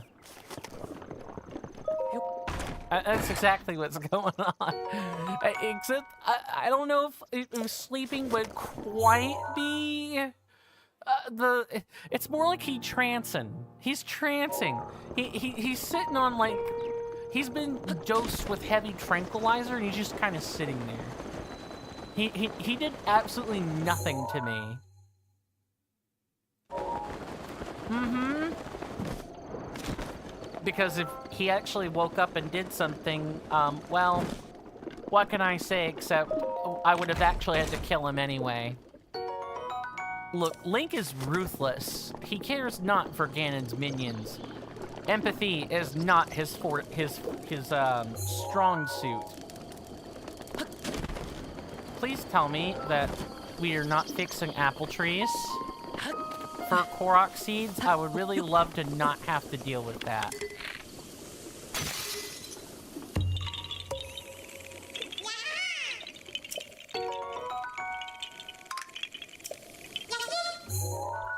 Okay, next one, way over here. Oh, just you wait until Tears of the Kingdom. Oh, I know the enemies get worse. But does the AI also get worse? Or is it more like the same? Because I know about the Zonai devices. I know that, you know, a lot of enemies will just simply perish to a well-built Zonai device. Then we'll see if Link has no empathy for monsters. You know, maybe the man does have some empathy, but even if he did, right? Well, he probably has empathy for anything that isn't Ganon's minion. I think it's just simply Ganon's minions that get no empathy, and as far as I'm concerned, they don't need to have any. Let's just say you'll learn some things. I look forward to learning then. Assuming that, of course, Tears of the Kingdom gets the vote and/or we play it at some point. Because if something like Shin Megami Tensei takes over, or, you know, people want to see the Elden Ring challenge run again, then that's what we'll be doing instead. Go vote if you hadn't voted already, ladies and gentlemen. That vote, sorry, let me slow down. I don't think I've said this yet, but the long-term voting that we're doing on the next game is a long-term. You can have empathy and still have to act in a way that harms the thing you're empathetic for. That's true. Stop.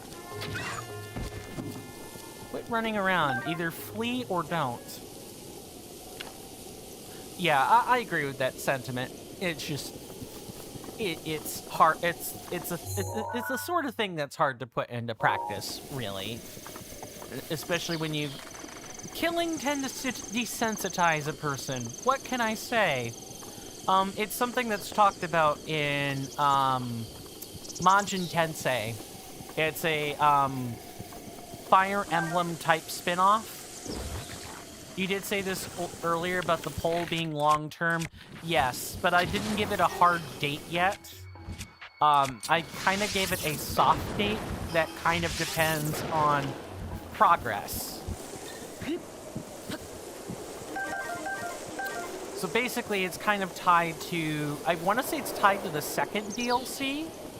This is just for the folks that are tuning in and everything. I don't have a strict deadline associated with it yet. Also, we're in the plural. I should also say, the long-term voting item at the moment is a plural, like, ranked choice vote. So, we'll have a second round of votes, as we start getting closer to the end of the second DLC, probably, if not right after its completion, based on the choices that, you know, actually got votes. Which, of course, if nobody else votes besides the one single vote we have so far, well, then there's no reason to go for ranked choice. We'll just skip that part of the voting. So, I'll say again, if you guys want to vote, go join the Discord, because it's not going to happen anywhere else. Outside of, like, straw poll, where the, you know, single choice voting probably has to happen.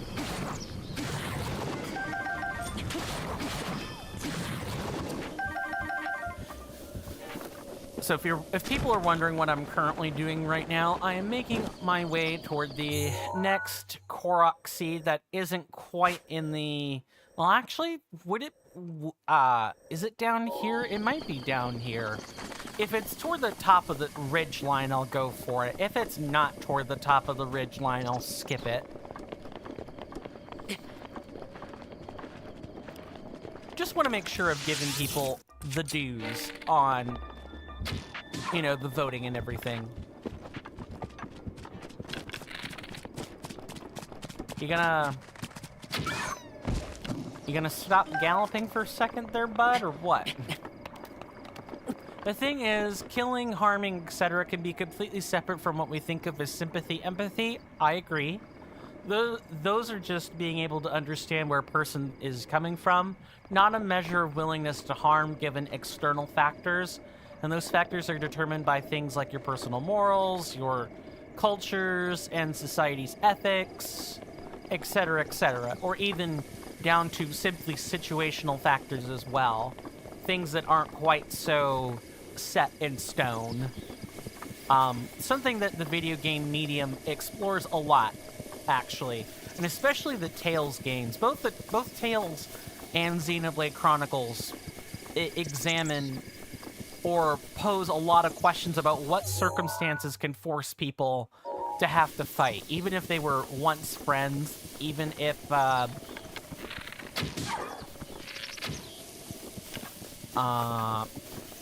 or, you know, even if they were once lovers. Sometimes former lovers end up having to fight one another in those games, and it's always interesting because you don't really know what the intended setup is unless you've played the game.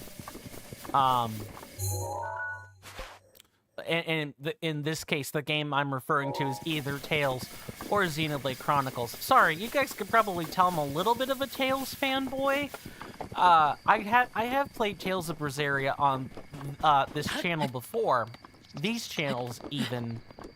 No, just this one. Twitch specifically. I don't think those VODs ever made their way to YouTube. Hello. Thank you, Seribot, for detecting that bot and banning them, or spam.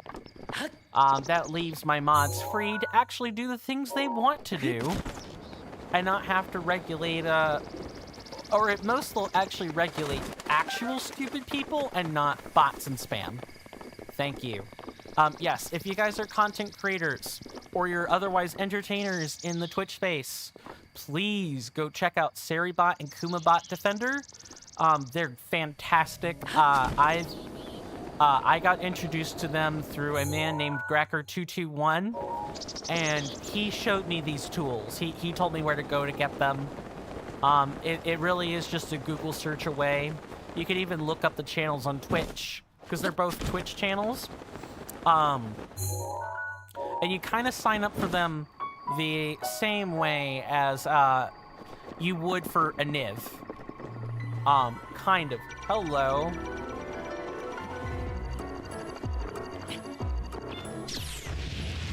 I want metallic weapons equipped right now.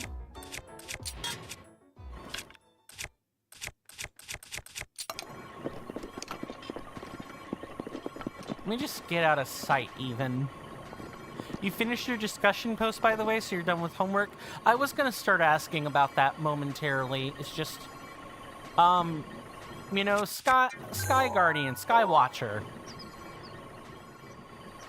Glad you... Really? Again? You gonna let me lock on, game, or what? Whatever. Okay, so it probably is kind of down here, which I guess is fine. Just kind of go down here toward the bottom, and I think that's where it is. If not, I've got the map. If you guys want to know, I want to be careful so as to not actually go into Hyrule Castle. If you guys want to know the maps that I'm using, you guys can check out !BOTWMAP for the regular map and !BOTWCOORDMAP for the object map. Both of those are incredibly useful. I'm using the regular one, but you can use either if you need more precision. You know, just use the object map instead. These drones are what I imagine when people say, I could fight the government if I needed to. That's what my Second Amendment's for. And I just look at them like, yeah, you know, you can do that. You know, go ahead. Exit the gene pool when, you know, a drone laser or a set of bullets, you know, runs you through. You won't be talking about your Second Amendment rights then. You'll be talking about the will to survive. Typical survivor stuff. Okay. I am apparently messing up where this is, so I need to zoom in a bit closer to my map here. Really? It's like... It's raining, isn't it? Yeah, it is. Awesome. I love that for me. By the way, speaking of commands... I got some new ones, chat. My senators and inductees, excuse me. I got some new ones. I believe if you want to see any of them, I want to say !firebot commands, all lowercase, all one word, will let you see the list at any time. But one of the ones that I know for sure, just off the top of my head, is !pump. I have started work on the rotating soundboard, and the currency that is used for that is overtones. It's not channel points, it's tied to the Firebot itself, like pomp and circumstance, that sort of pomp. All of the soundboard redemptions are on a 10-second cooldown, as far as I understand, and require 50 overtones to use each.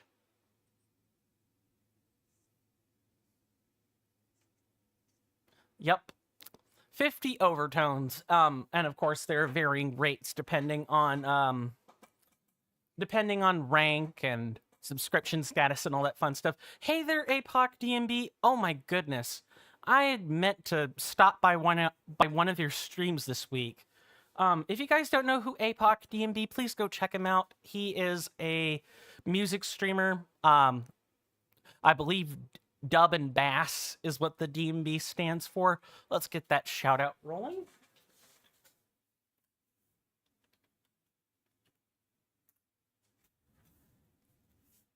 How have your drum and bass? Sorry, not dub and bass, drum and bass. Close though. How have the streams been going? How's the DJing been? Excuse me. And I guess maybe even life in general, if you're willing to entertain that much of a question. I'll leave the exact particulars up to you, but hopefully all those things have been going well, given what kind of turbulent year we're in. Maybe even a turbulent era. I want to equip the climbing gear, because otherwise we're not climbing out of this.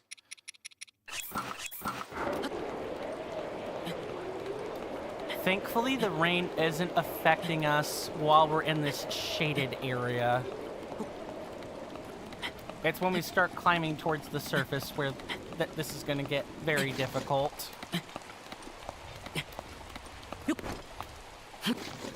Yeah, not bad. I've been learning how much of a community the drum and bass side of Twitch is. We're a little family. It's great. That is awesome. How have things been on your end? It's been a while. It's been years. Years, plural. Think you were in college last time I saw a stream. I am a fallen student, unfortunately. Ran out of funding. It's not like I wouldn't have continued otherwise, but I didn't stop by choice. I am a house sitter and dog sitter now, along with still working on the content creation side of things, and maybe very slowly working toward authoring my first novel. I still have the world building to do.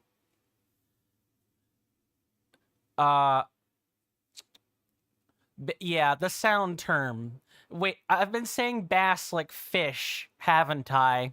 I have. Yes. Dub and fish. Great.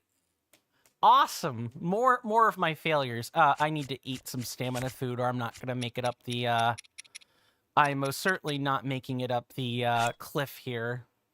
Dub and fish. DNF.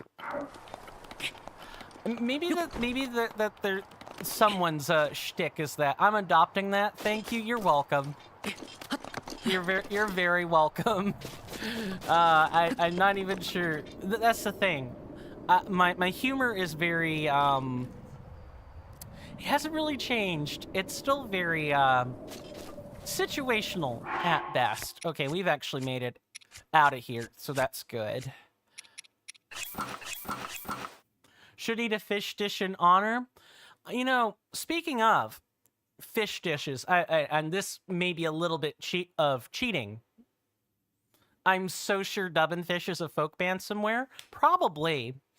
I've talked it over with my folks, the ones I live with, and I've asked if they will cook up a seafood paella for me instead of a restaurant meal this year for my birthday. I normally go out on my birthday, but I've been thinking I would like something a little bit more homey, and like a seafood paella is something I've never had. I've seen it, I've watched it, be cooked, but I've never actually eaten any.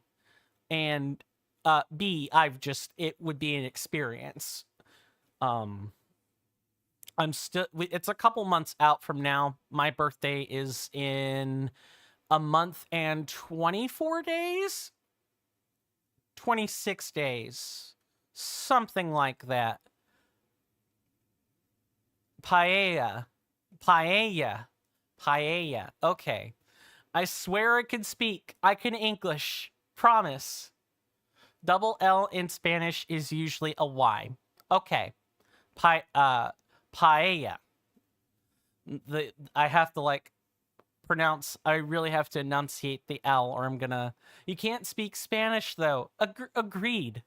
I'm lucky if I can read Italian. Never mind, speak a different language completely. So, if I ever end up visiting Italy, I'll kind of be able to navigate my way through. Kind of. But I would definitely have to stick to the touristy sections. Speaking of, here's a quick, audience question I can ask. Do any of you guys speak a different language besides your mother tongue? Whether that be, English is that second language, like so many people have come up here and have said. Axel's main tongue is French. Raspy's is Romanian. I know at least one or two others that have come all the way from the Philippines and speak that language instead as their mother tongue. So I'm always curious. English is my main, and I'm lucky again if I know how to read Italian. I never ask questions of my audience that I wouldn't answer myself.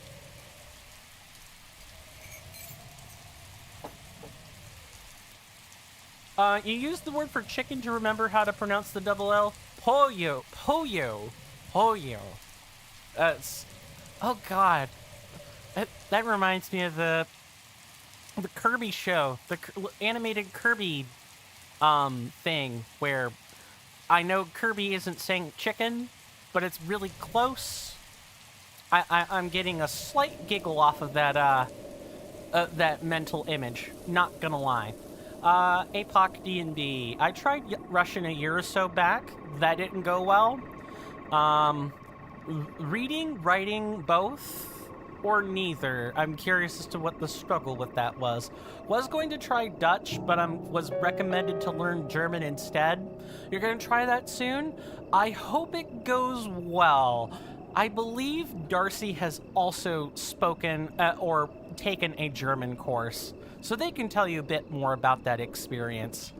I kind of lucked out and didn't ever have to really take secondary language courses in school, whether college or, secondary, high school, and so on. I've just never had to take that stuff. It's a shame, because I think I would have quite enjoyed Spanish or French, if I'd actually had the opportunity to learn it, that is. German gave you a tough time. You and I have discussed that in person, so I know that I know that by word of mouth. The grammar feels so different, and there's a lot of exceptions. Not as bad as French, though. Oh my God, yes, French. French language is very beautiful. I love the way it's spoken, but oh my God, I need to hear it pronounced in order to understand how to say it.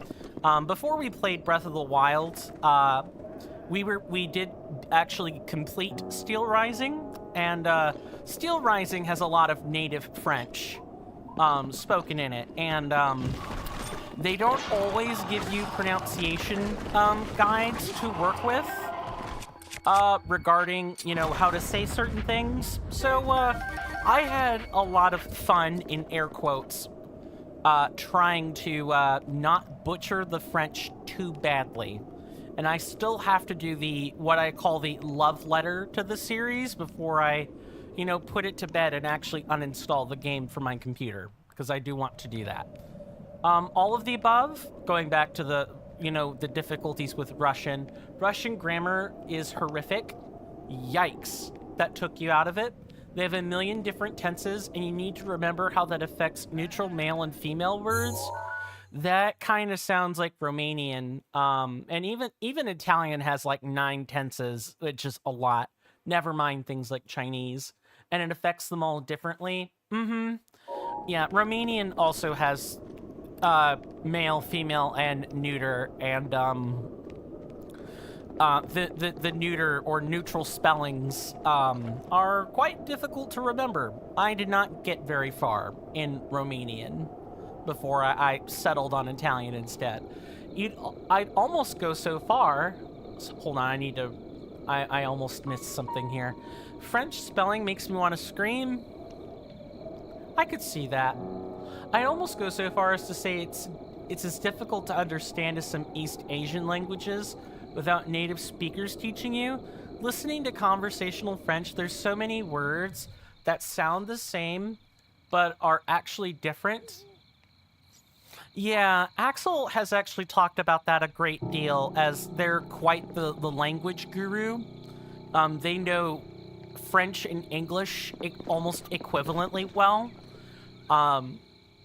And it's something they've talked about where they actually quite appreciate the fact that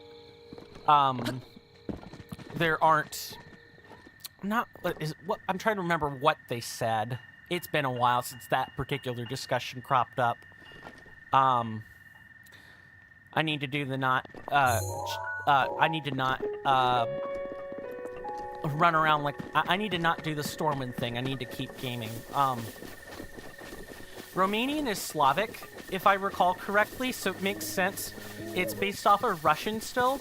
Believe it or not, Romanian has the same distinction that American English has, which is that although it has Slavic origins, there is also some Latin that has been incorporated into its alphabet. The Stormwind Shuffle, baby. Yup. Something I know all too well from personal experience. At least it isn't the Skyrim Shuffle. And I would need tissues to teach you any of it. Anyway, Coin is a professional shuffler when he's chatty. I am. I could talk all day. Once I actually got going and I wasn't struggling to think of something to say, yeah, I could keep going. I can go for multiple hours. Hello, Sir Boar. It's interesting how they have green eyes some of the time, and then the rest of the time they have something else. Yeah, like I was saying before, Romanian has 2 different cultures at play with its language, so there are parts of it that are Latin and parts of it that are...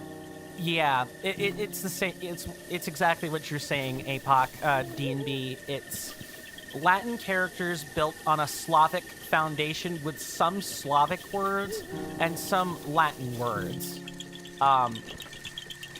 American English is considered a Romantic language, but it has a Germanic foundation instead. It's some French, some German. So the Romantic part is definitely there, but there are lots of things that are not Romantic at all. And by that I mean the countenance of the language itself. Sometimes it's the spelling. I think English and non-American English and American English have different letter spellings on lots of things. Feel free to just say APOC, you got it. D&B is only in there because APOC was taken. I know that feeling. I'm gonna not draw my bow for a second.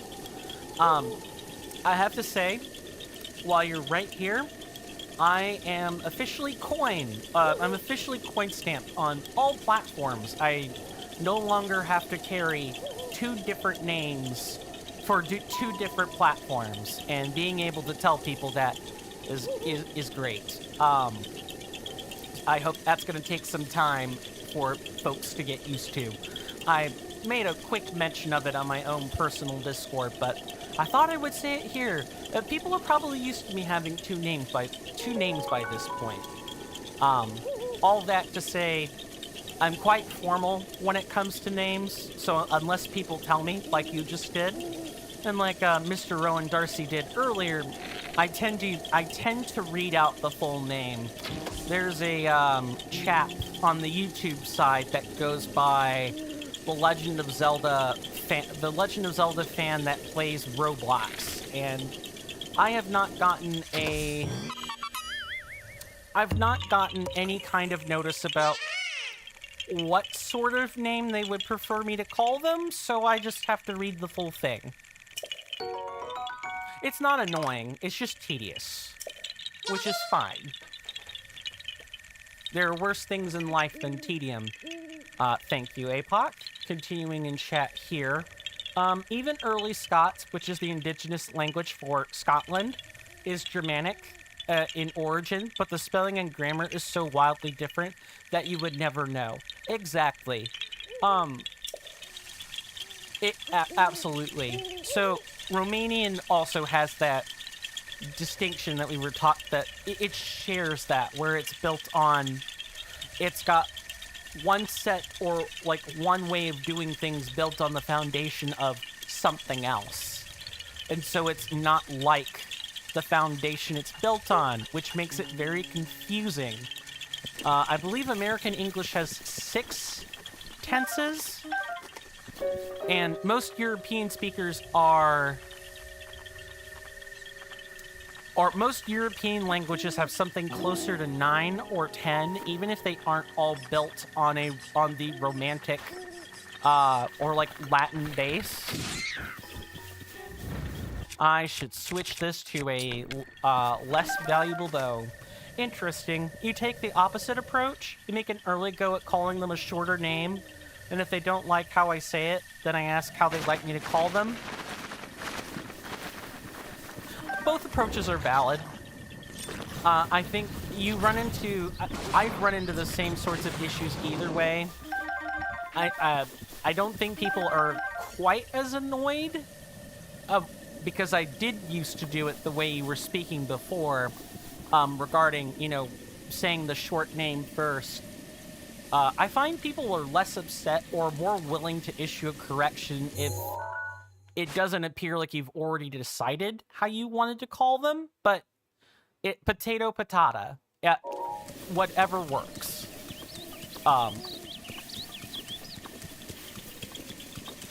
It's free to just be an interesting, if diametrically opposed, approach. Outside of the DJing, do you stream anything else, APOC, if you don't mind my asking? Or are you strictly honed in on the DJing scene?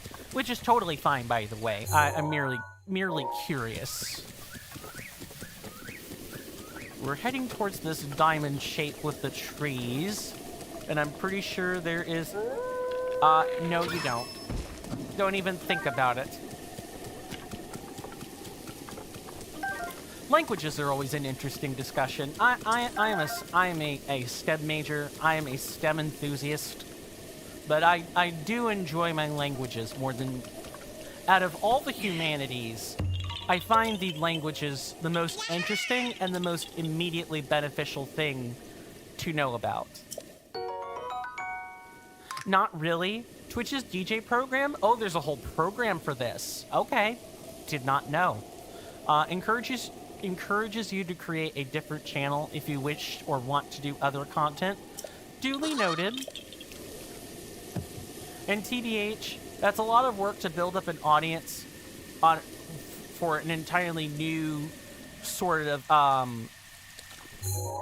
to build up a new base for like a new type of content. Yeah, I know that feeling all too well. And I've watched other, major content creators do it. One of the ones that I know in the YouTube sphere that really had to struggle against his chains for a while is Raren. He is a Hearthstone content creator, and he's still figuring out this process, but more or less he's got multiple channels set up to do multiple different things. And some of the stuff he did on the different channels is now baked back into his main channel. So it's definitely an art rather than a science.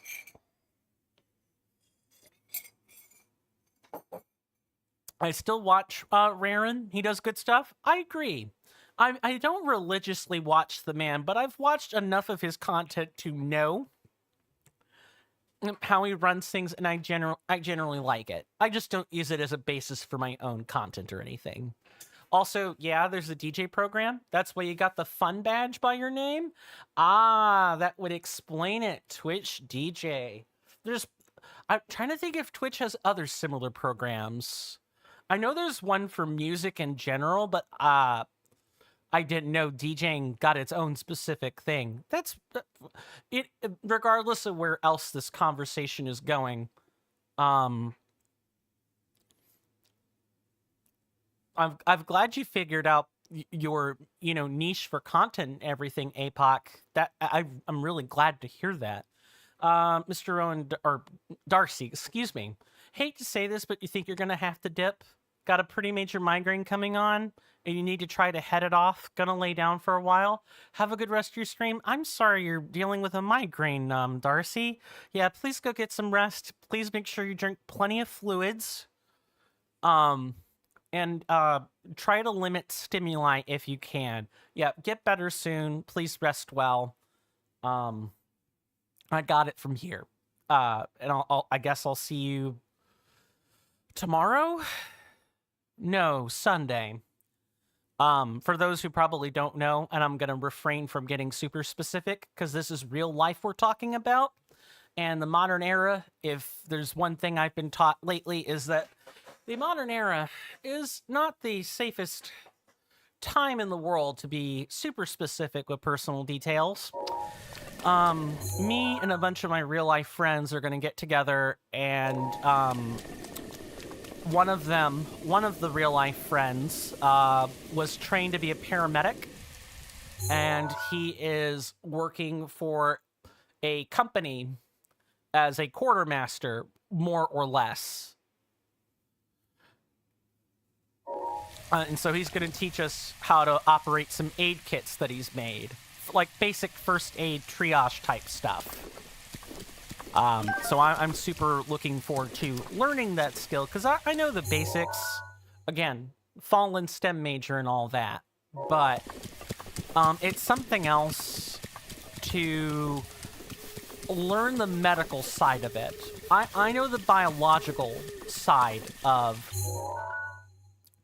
the aid kits, and I know some like really basic things to do, but I think there's always room to learn more when it comes to basic first aid. Being able to do that in the field with the kit you have on hand might just help save someone's life, even if you might end up going to prison for it, because the U.S. has interesting laws when it comes to, when it comes to Samaritans, like the Good Samaritan Act and everything. On one hand, you're generally given some degree of latitude when it comes to Good Samaritan laws. On the other hand, the U.S. is super strict when it comes to medical procedures, triage, first aid, and all that fun stuff. They don't want people who are uncertified, even in the heat of the moment, to have to perform, anything more than what's been sanctioned for the public to do. So if you're actually administering CPR, you can get in trouble if you don't have a certification to pair up with what you're doing. You can actually face fines and have to take classes. That's without citing any actual specific U.S. laws, which may or may not differ by state, I might add. Fun! Okay, what level of Hinox is this? Blue? We can probably I could probably talk during one of these. If it were a Lionel, I'd have to focus.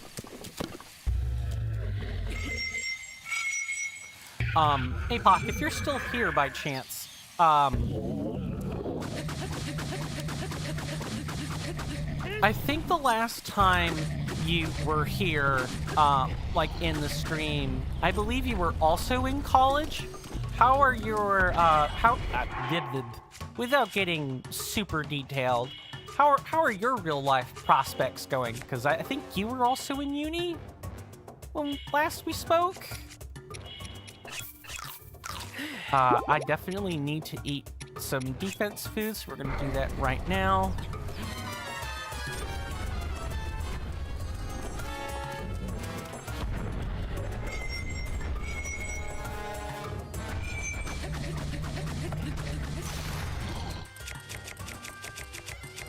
Well, that's... Yeah, you thought you were gonna grab me, weren't you?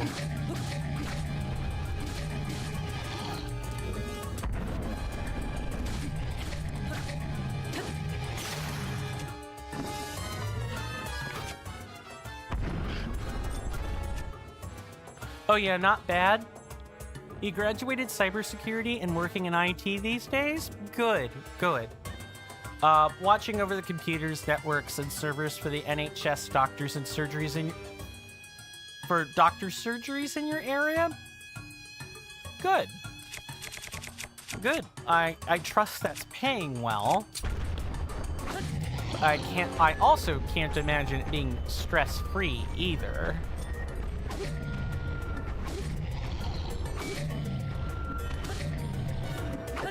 Oh no.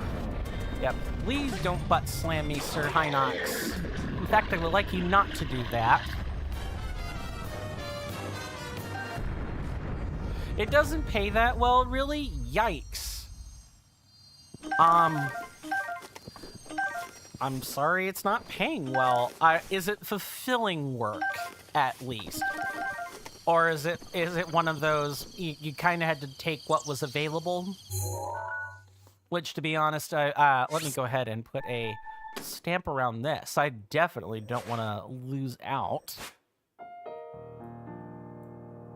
Okay, next Korok seed is... Ooh, now there is a field boss I would have to focus on. Like, it's enough, but it's definitely lower than average for your role.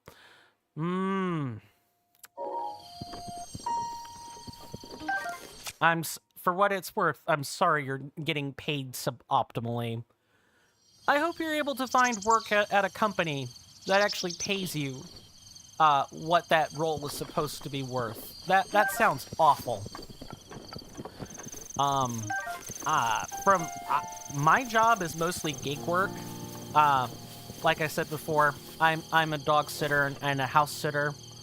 I get paid according to what the client is going to pay me, and yeah, I could set my rates, but depending on the client, there may or may not be some haggling involved. That's a joyous conversation I hope I don't have to endure much of.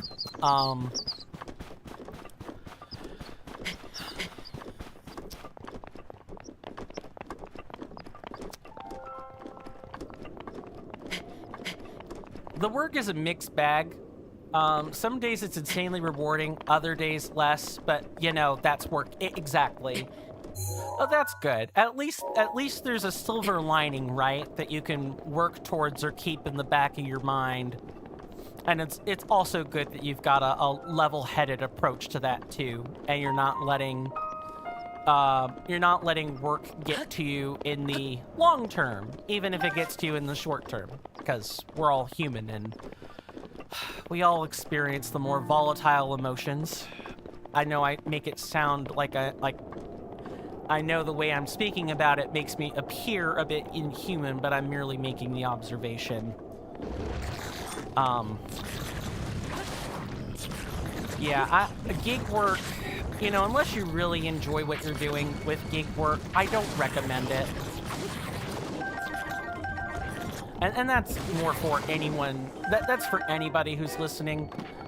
get a regular stable job if and at all possible. Or, you know, be prepared to search the depths for any client that will take your work these days, especially if you're lacking certain sorts of certificates or certificates and certs are the same thing, coin. Certificates or security insurance guarantees. If you don't have that stuff, it's even tougher to find clients, and I need to pour on the heat elixir, assuming I have one. I used to do gig work at uni. It made sense then because flexible hours. It depends on your own personal situation. Yeah, that is true.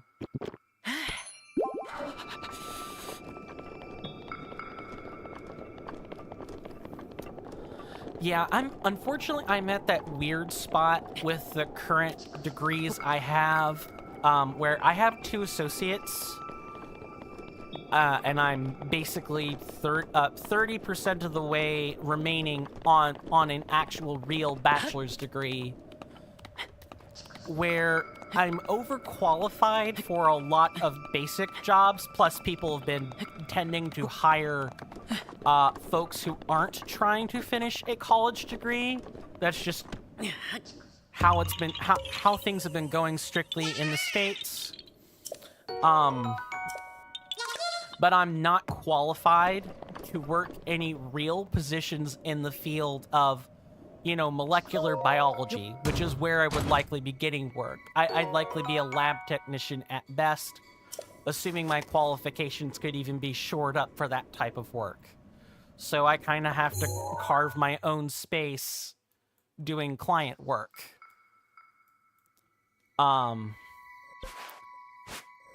Sometimes the client work, sometimes, you know, watching people's pets is fun. I like the pet sitting part of it more than I like the house sitting part of it. Especially with dogs. I'm not necessarily a natural, not natural, because I am a naturophile. I'm not necessarily an animal, an animal-phile, but I do have a deep, profound respect for animals, given my philosophical outlook on life. And so I try my best to incorporate research and techniques that people have written about, especially veterinarians that have just, or veterinarian therapists that have worked with pets a great deal. I try to incorporate that stuff when I'm watching people's pets, specifically dogs.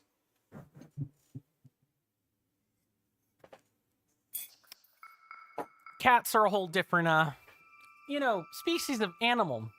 That's meant as a double entendre, kind of. They're far more touchy. I only sit one client's cat, and that's only because that client's cat is pretty easy. Just feed them, scoop after them, give them the occasional catnip, and otherwise make sure the dogs can't get to them if the dogs are of the sort where they try to test the cat all the time. The client that I sit regularly has both dogs and cats, and so the pets all just kind of have this working relationship with each other. I'm avoiding, mentioning names or anything for obvious security reasons, but all that to say, it's not like I have zero experience with cats, but I couldn't pick one up in a crisis without hurting myself or the cat, and I certainly don't want that. And people get far more... I find, on average, that while the bonds are stronger with dogs, the interpersonal bonds, I mean, they get more touchy with cats. Clients tend to get more touchy with cats rather than dogs for some reason. I've not figured out why. Cats don't need that much sitting most of the time. That's true. It's the small stuff with cats is what I've come to understand. Cats are more prone to infections or you know, dietary struggles, they're more prone to things like you know, like bacterial maladies of the gut. I had to think of a way to say it there.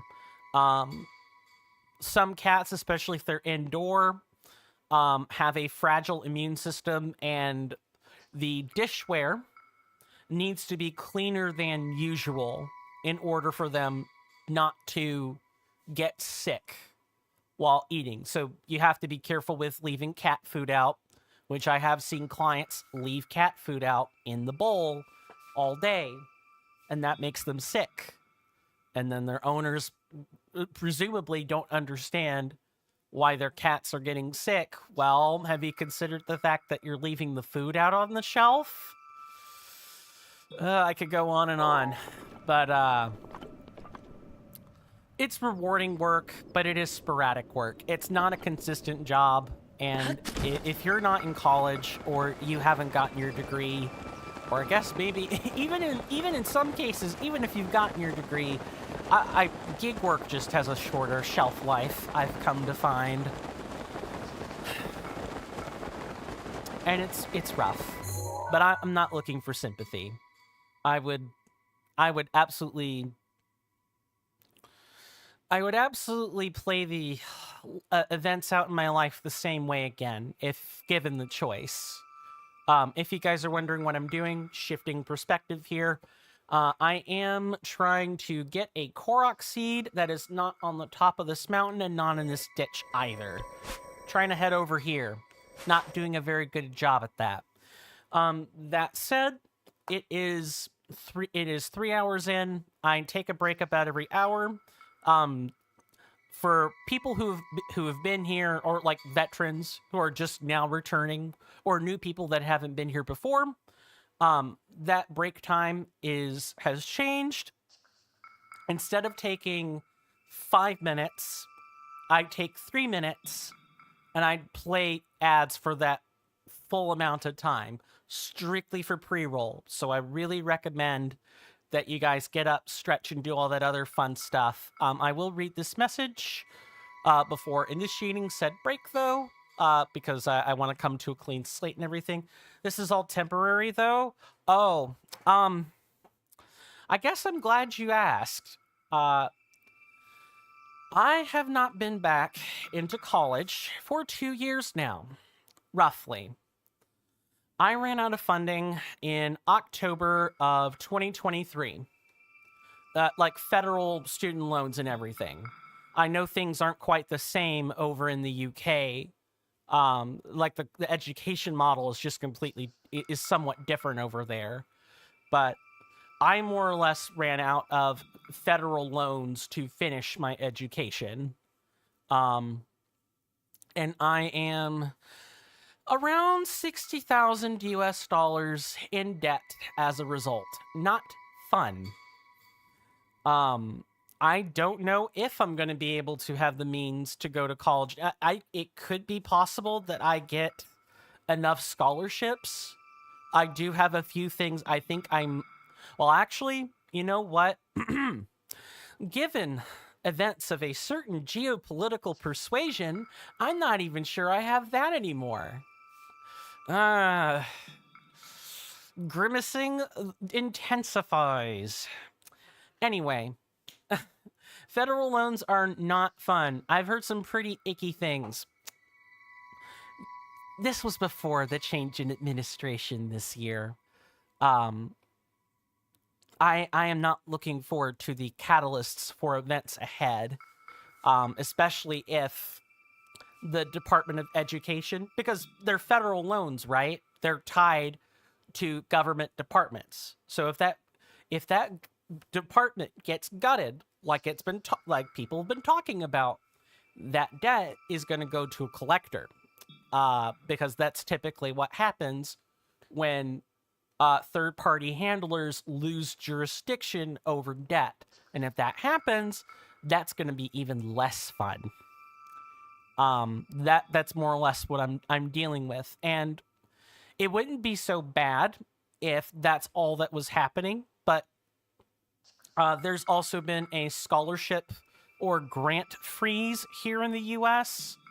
So even if I wanted, like, I could probably apply for the things that still have functional web pages, but I'm not sure. It's gambling right now. So I don't know. I don't know if I'll be able to go back to college. I'd do it in a second. I can tell you that much. I would absolutely do in a second. And maybe I should probably get serious about looking at the landscape now that it's actually changed. Forced sabbatical notwithstanding. It does make me thankful that you have a good system there. Good. Keep it and fight to keep it if that's what you need to do. Because if people try to take that system for granted or abolish it, they're it's the beginning. It's only the beginning. Wow, what a dour conversation we've turned to. It's okay. This channel is not always the purveyor of positive vibes. I'm not a fan of keeping that space intact.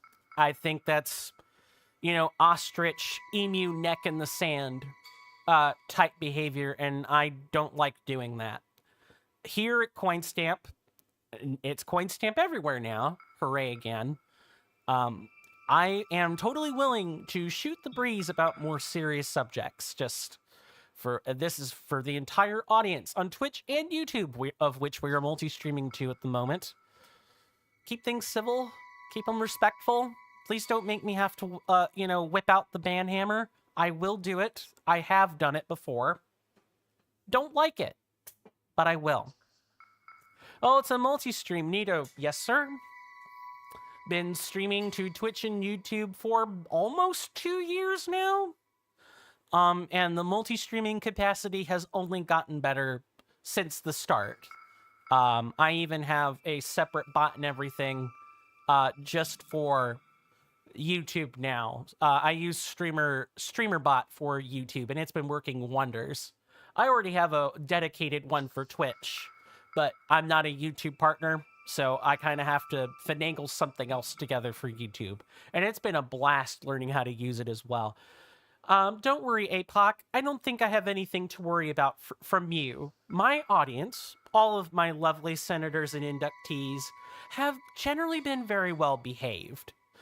I'm merely sort of, baring my fangs a bit for anyone thinking about saying unsavory things in the shadows. I kind of need to bare my fangs. It's part of my job. Something I'm sure you're all too familiar with yourself, APOC. It is break time. I have rambled, raved, and ranted long enough. 3 minutes and 3 minutes. Again, please feel free to get up, stretch, get yourselves a snack, and what have you. And I will see you guys after the end of this commercial break. Thank you.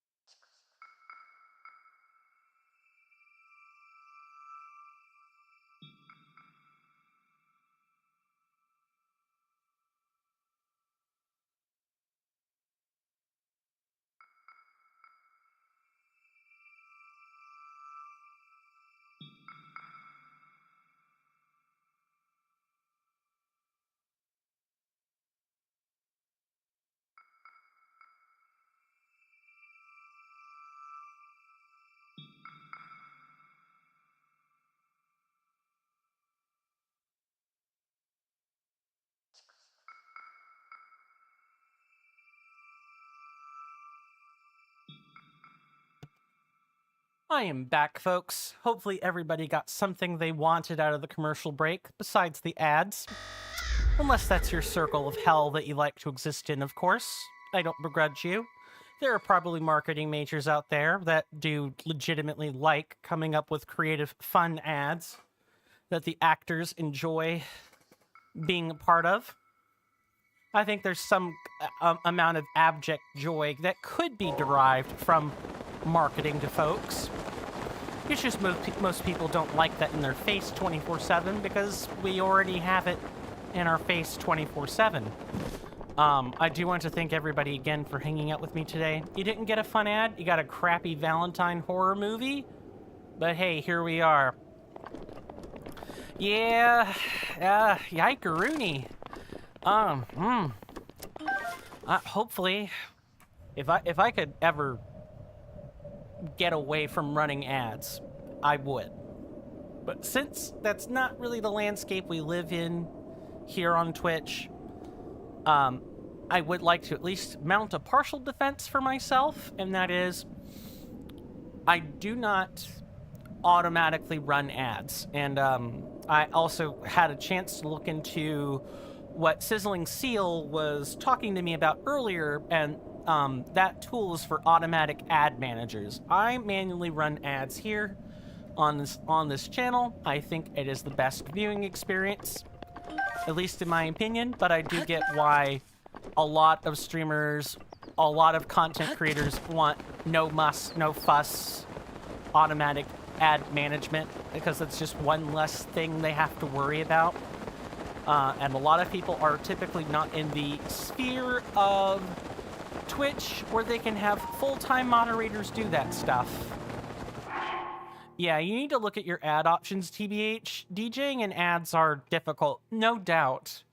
Yeah, it must be tough to have to try to plan, okay, we're gonna stop DJing for, like, I'd say somewhere in the interval of plus or minus 5 minutes while you think about when you're going to mount ads, because you need to run 3 per hour if you want to mitigate a full hour's worth of pre-roll ads for people.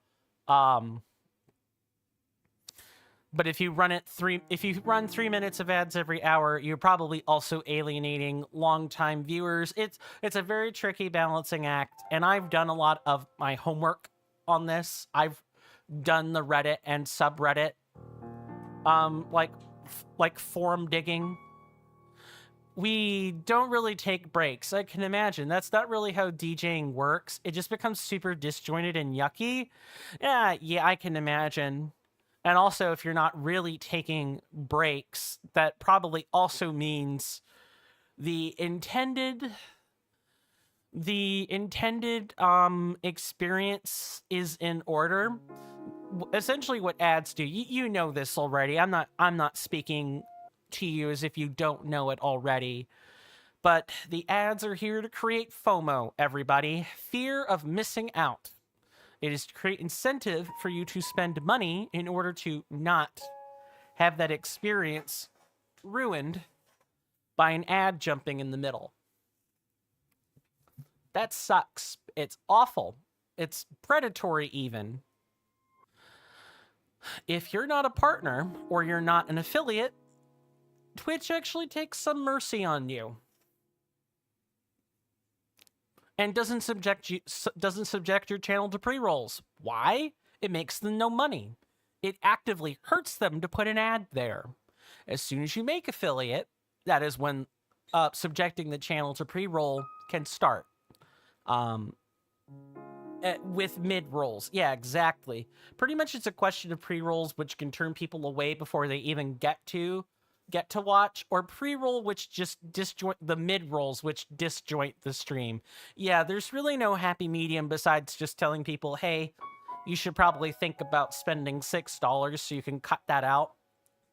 And $6 is really what I would recommend, unless you are a huge Twitch watcher and like Twitch is all you do, then maybe Twitch Turbo would be better. I'm not sure why you would want to give Jeff Bezos $16 or so. That's US. I have no idea what that rate is in differing dollar and or pound and or like coinage amounts. But 16 is almost scam worthy. So I never recommend Twitch Turbo. Interesting. Twitch subs are cheaper in the US, but Turbo sounds more expensive. So the idea with Turbo is kind of like YouTube Premium, right? It's kind of the same package.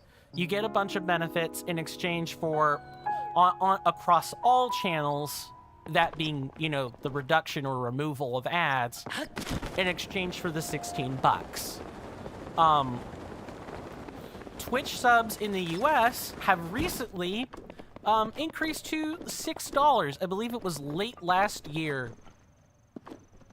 Yeah, Twitch Turbo is $11.99. I thought I'd have to look it up again. Maybe I'm oversighting the price. But I remember it being like 14, 15 bucks here in the US. Twitch subs are $4.99. Good, good. I hope they stay at that lower value. Yeah, specific GBP, you should say. Yeah, so like Twitch did say it would differ by country. And Dan Clancy is probably still negotiating contracts and agreements in the woodwork. Let's go ahead and make a save here before I forget, because Lionels are going to eat up my focus like it's, you know, a Mississippi mudslide, and that is to say all of it. And my coffee is all gone. Insert Captain Jack meme here.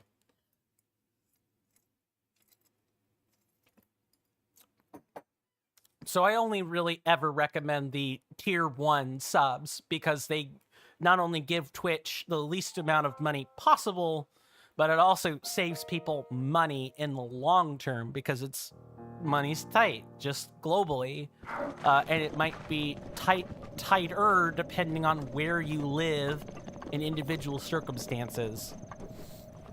Sorry, I apologize, folks. We're having a nice meta-level discussion, which may or may not be the most interesting thing to talk about in the whole wide world. But I suppose I should say this will give people some insight into what dealing with that is like for entertainers and content creators on this platform, and probably other platforms as well. I believe we need to take a picture. Yay, I am, as soon as combat starts, I will, yep. All right, I'm gonna make sure I get any statements that need to be taken. White Lionels are a whole different kind of animal. Literally, in some senses. They're gonna really take up my focus. One false move at this stage of the game with no armor enhancements, and I'm a dead man.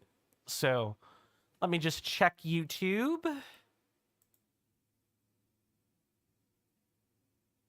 Someone retracted a message.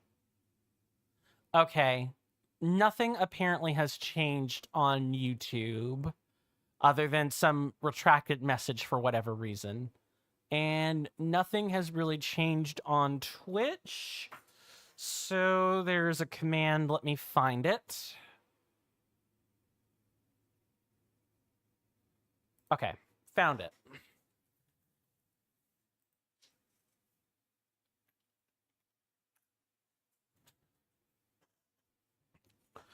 Okay, Lionels are basically field bosses. I'm gonna have to focus on them for a short while. And especially given, you know, the fact that these guys are absolute sluggers. One hit and I am basically dead. You'll see what I mean as soon as the fight starts. It might take me maybe 5 minutes, just because of the weapons we have now versus the amount of health these things generally tend to have. Somewhere to the tune of maybe 1,200 at their level. White is 1 level below silver, so it's not unheard of for these kinds of guys to have 1,000 health or more.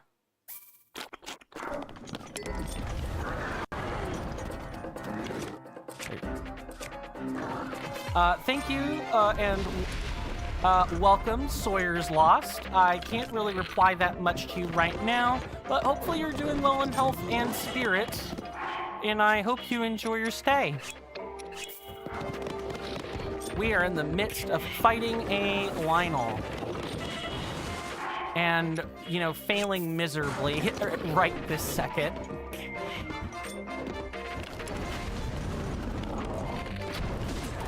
Nice.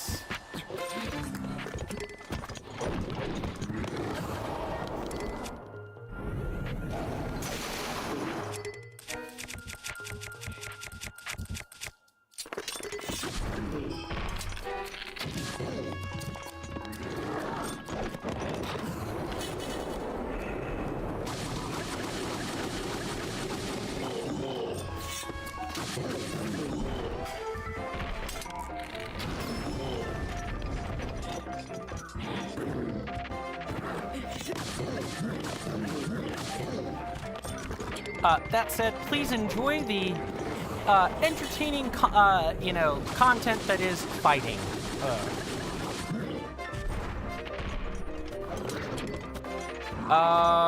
You were jumping, and I don't like that, Sir Lionel.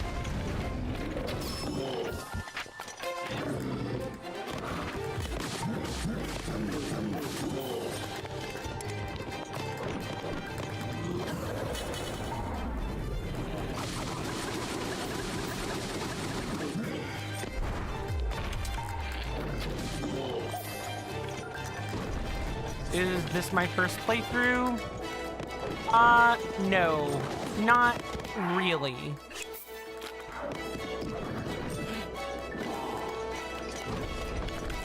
It's more like 1.5 playthroughs.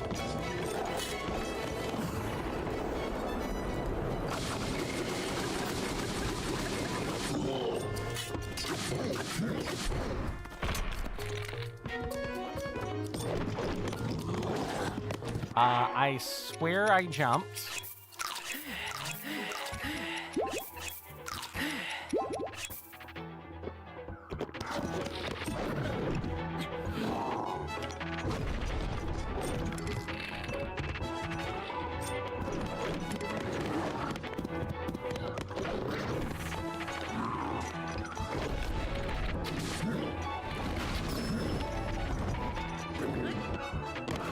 I'll explain more after this fight. It really does take a lot of my concentration. We haven't even hit the worst of it yet.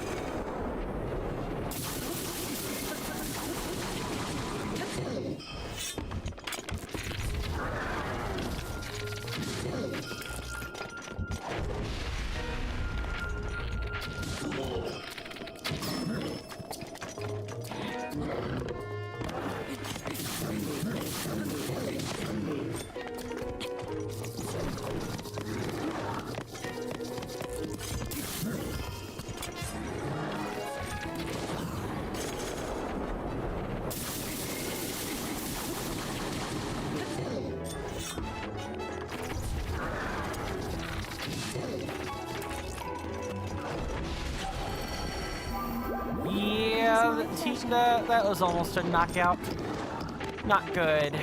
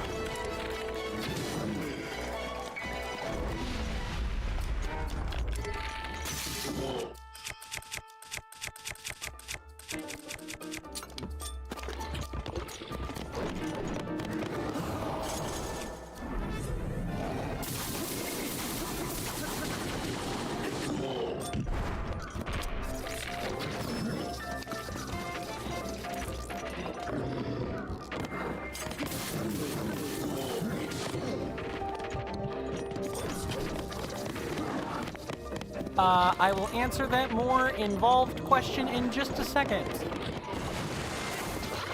Link, I really did not... That's my fault, I guess. Run.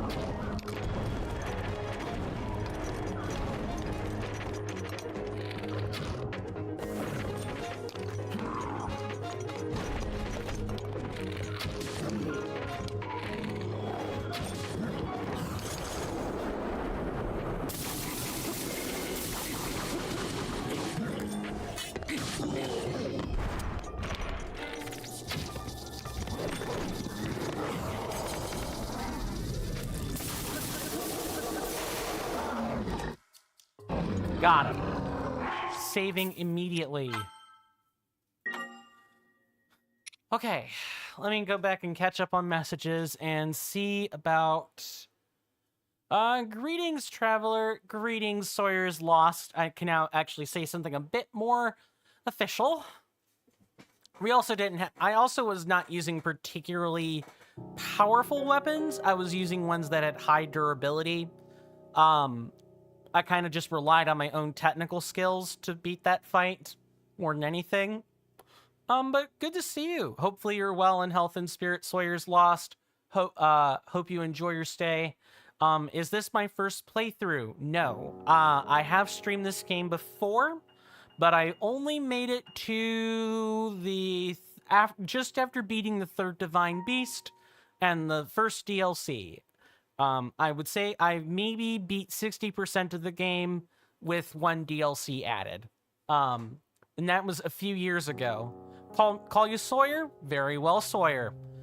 Thank you for letting me know how you would like to be referred to as. Appreciate it. I tend to be formal with names. I was just talking with APOC about that not that long ago. Is my picture inspired by Asgore from Undertale? No. This was based off of a character concept I gave a somewhat of a scam graphic art designer. You guys probably know the ones I'm talking about. They go door to door DMing everyone. I didn't really know any better at the time. And so some of the emotes and like the character like profile banner and everything is based on that character concept. And that concept was based on some depictions of the Norse king of the gods, Odin. That's kind of what I based it on. Going to the next sentence. They made Lionel's a little too hard in this game. I swear to God. I'm sure they get worse in Tears of the Kingdom if I do recall. I've not played that game, but I've watched enough of it to kind of know.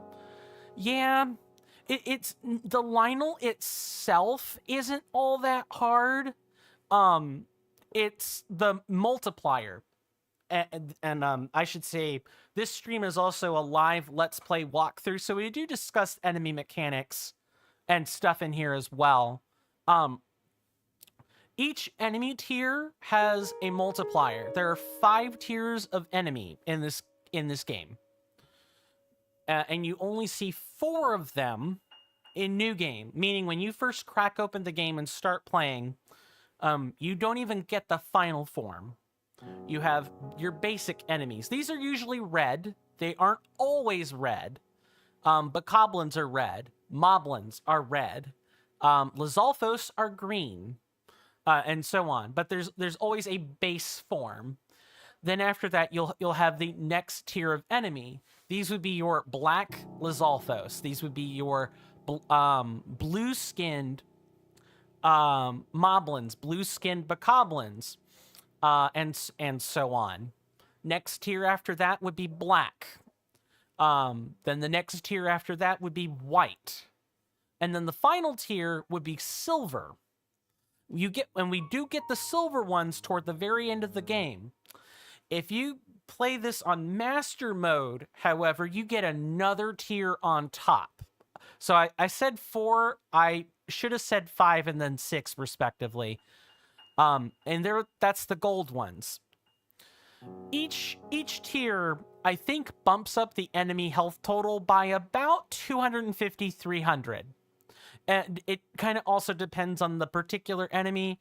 Lionels are basically field bosses, so they get like that 250, 300, 350 amount tacked on.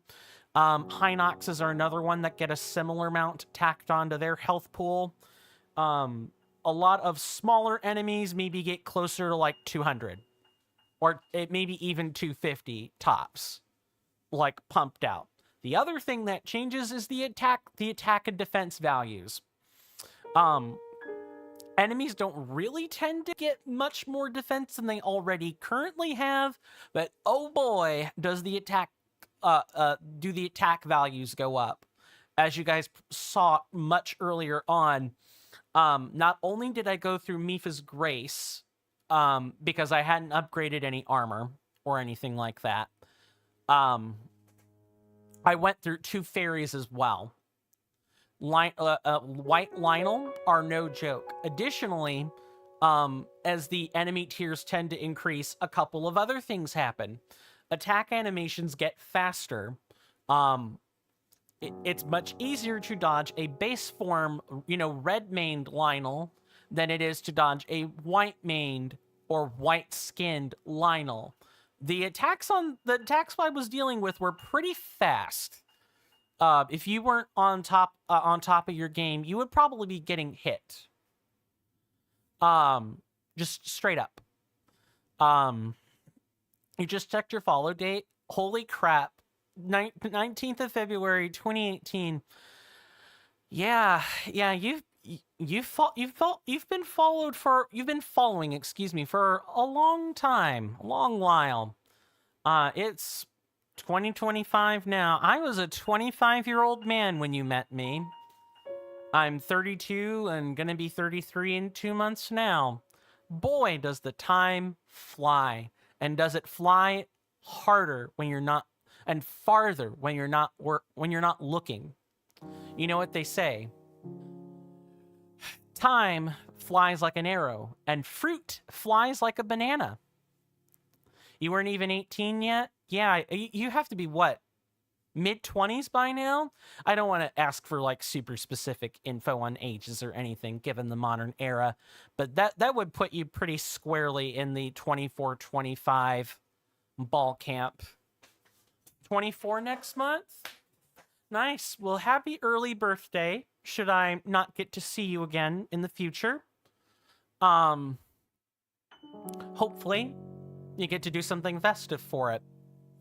My birthdays have generally been homely and comely these past few homely, like eat at the family dinner table type birthdays, generally speaking, and I'm fine with that.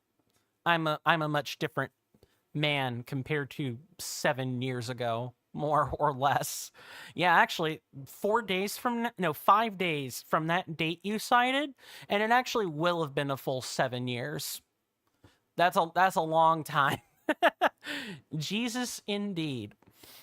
Getting back to what I was explaining before, because I don't want to lose track of where I was going. Long COVID fog brain can very much be a real thing, and then I'll come back to your statements. Not only do the different enemy tiers get a attack speed multiplier, sometimes they even come with an AI change or an ability change. The white-skinned Lionels, and I'm pretty sure this change starts at the black-skinned Lionel tier, like the middle tier.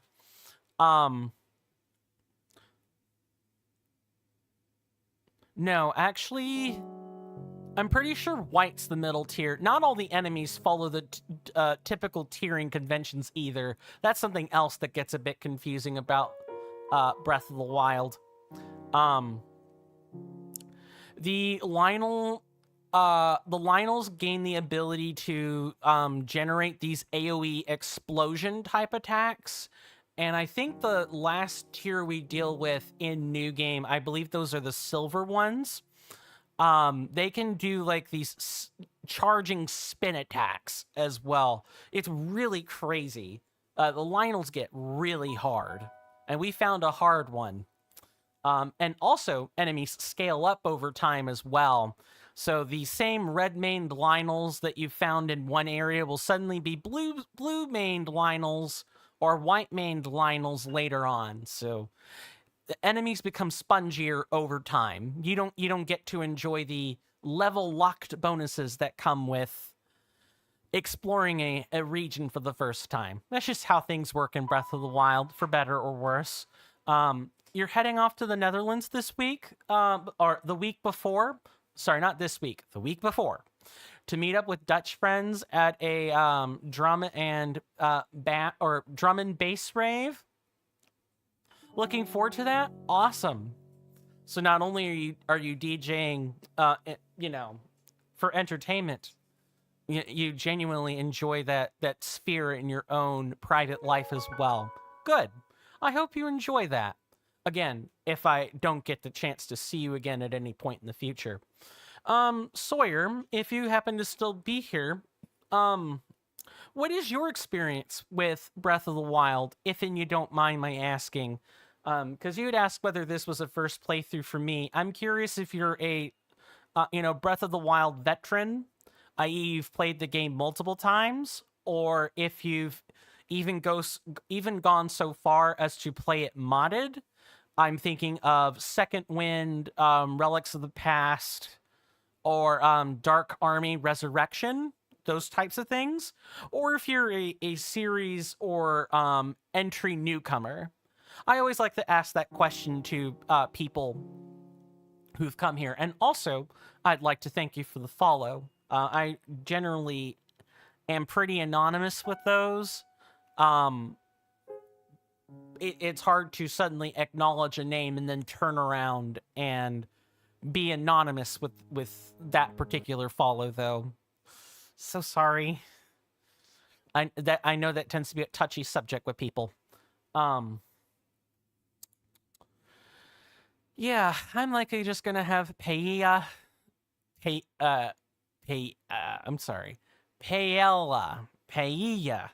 I promise I will get that word correct, especially because I'm hoping to have it in almost 2 months from now. I'd better get it correct. I probably need to hear someone say it, really, is what it is. Language. And fun fact, or maybe not so fun fact about me, depending on how you want to look at it. I'm someone who had to take speech classes.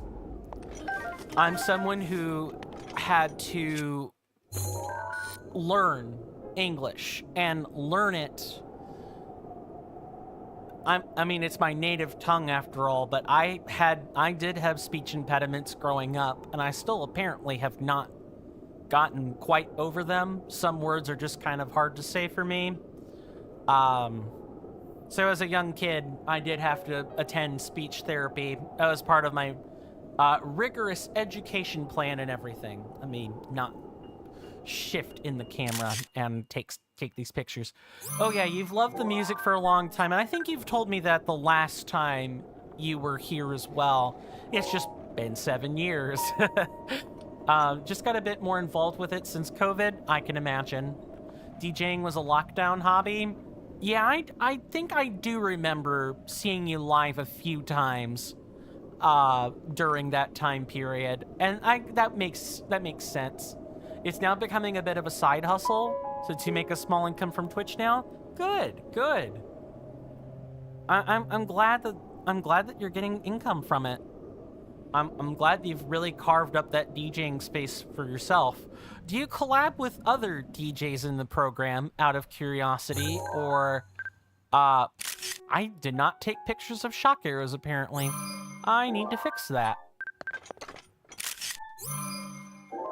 Or are you kind of encouraged to just all do your own thing? I know Dan Clancy, the CEO for Twitch, has been really pushing people to collab lately in like the non-program related space. So I don't know how hard he and his group of developers are pushing it on actual real programs they're offering. I'm a tad curious. This highly sought after ingredient can only be obtained from a Lynel. It pulses with the vitality of a Lynel, a strength that makes it invaluable as an ingredient for elixirs. Like, dealing with Lynel guts, or trying to acquire Lynel guts, means doing more of what I just did. So, and that's for a level 3 ingredient. It really doesn't make much difference, honestly. Whether you're using Bokoblin guts or Lynel guts. So save the Lynel guts for the actual real gems of elixirs you want to make. White-haired Lynels favor this brutal spear. Its axe-like spearhead and exceptional weight give it absolute destructive power. And lightning. I need to unequip anything metallic right now. 1 second. And I will totally get back to replying to things. Lightning is very brutal. We worked really hard for the Lynel kill. I would hate to suddenly get struck by lightning and die on the spot. That would be awful. For those that are wondering, just how difficult is Breath of the Wild compared to traditional Zelda installments, Breath of the Wild is, I truly do think this, it is the Dark Souls of the Zelda franchise.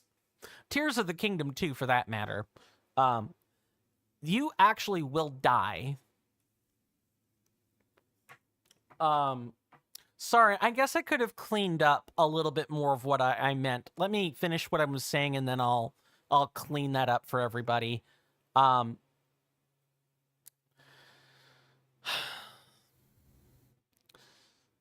It's not exactly a Souls-like, right? There aren't like there isn't really a meta progression element, and you typically don't learn bosses by needing to die over and over to them again. But I think some of the mechanics of Breath of the Wild do make it difficult enough that you cannot just pick up and play it like traditional Zelda games. You do need to pay attention to the subsystems involved, unless you're doing any percent, and then in which case, you know, the clam is the world is your oyster. Go enjoy what limited amount of Breath of the Wild you would like to consume. But if you're going to do all of it, like I am doing, then the game gets a lot harder for you, and you do need to keep up, or you will die. I do occasionally, yes, going back to the comment about collabing with DJing, a bit of a plug incoming, no problem. I hosted a party with a few local people at a place he rented out, and we did an 8-hour, 30-minute stream. Oh, I guess those are both forms of collaboration, huh? It was crazy fun. Stuck it all on YouTube and everything. Well, I'm glad you did a real-life collaborative event. I bet that was fun. Oh, I just realized you meant the Twitch's collaborate feature. It's not really designed for us, actually. Some people make it work, but you don't use it. Yeah, I'm sorry. I should have clarified and mentioned the collaborate / knock, like come in, knock, like a knock-in feature. Yeah, I agree. It is definitely not. It definitely is not designed for people on a specific program. It's meant for people like me, who are just kind of generally in the Twitch streaming space. Dan Clancy famously said, collaboration is the way of the future, and you kind of just need to try it. Yeah, those words didn't sit all that well with me, but at least he wasn't rude about it. Sorry, I'm having to adjust in my chair here.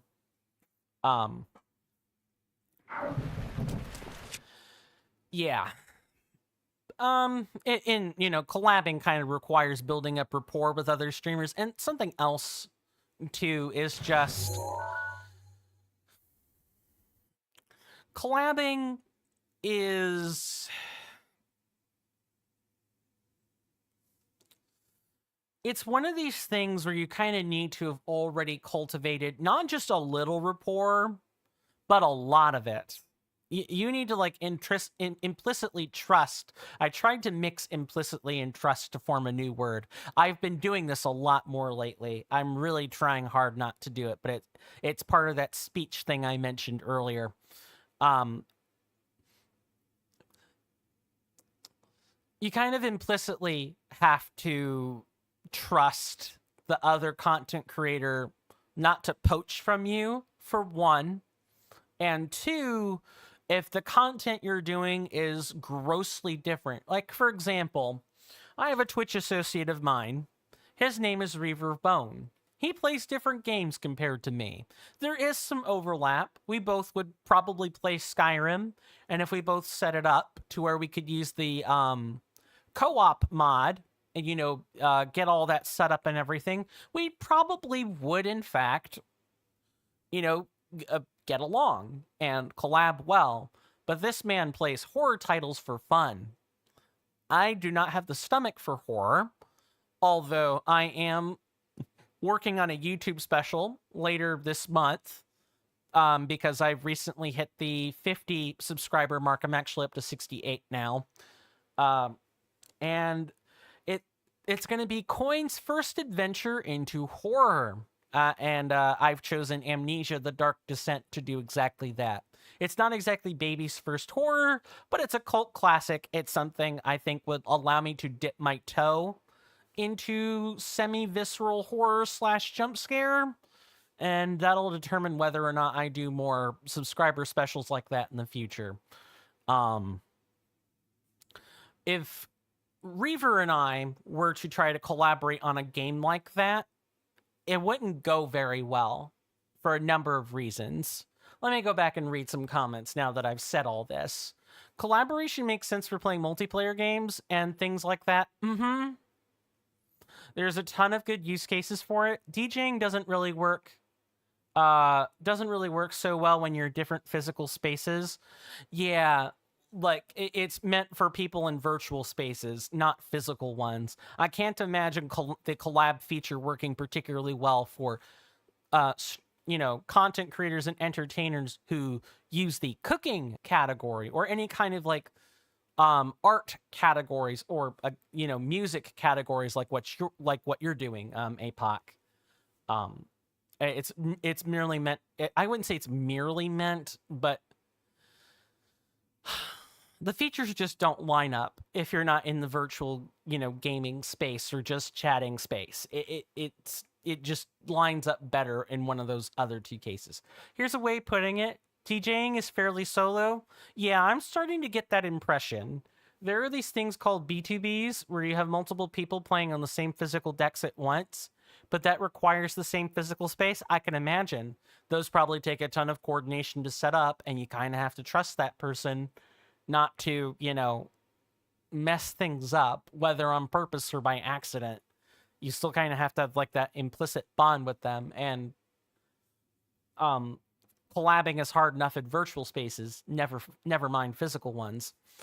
Oh, interesting. You're not massive on horror either, so I feel you. Well, I normally wouldn't be doing any horror for the YouTube channel, which, by the way, is now the exact same as the Twitch channel. It's Coinstamp. I'm super happy to have gotten that name change once again, and I'm glad that the YouTube policy on name changes is a lot more relaxed than Twitch's is.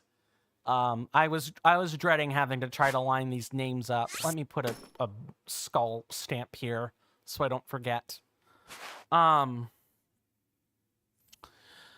But I already do RPGs. That's like my main draw. ARPGs, CRPGs, strategy RPGs, or action RPGs, and even action adventure games like this one that aren't an RPG at all. The kinds of comfy, cozy, or you know, stimulating games that people generally like to watch on Twitch. Maybe with the caveat that more people watch shooters than anything else.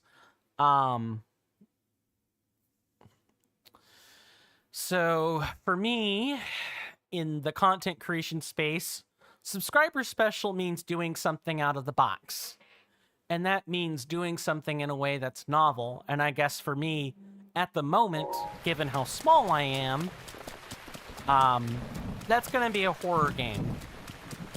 Because I've dabbled my hand at shooters like PUBG, and while I'm okay, I am generally not the largest fan of that type of experience, but horror I think I can do.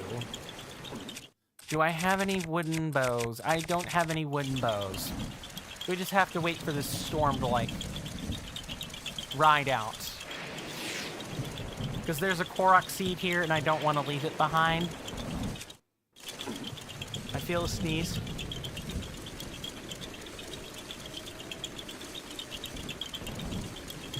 Oh, I hope nobody heard that. And I think given the amount of time, I normally stream for 4 hours. And then I usually call it good. You know, not counting the anomaly that was this week. We should be getting ready to line up and wrap up the stream, so that is what I'm gonna do. Hello, Dinral. Yeah, I appreciate you, you know, emitting fire particles at me.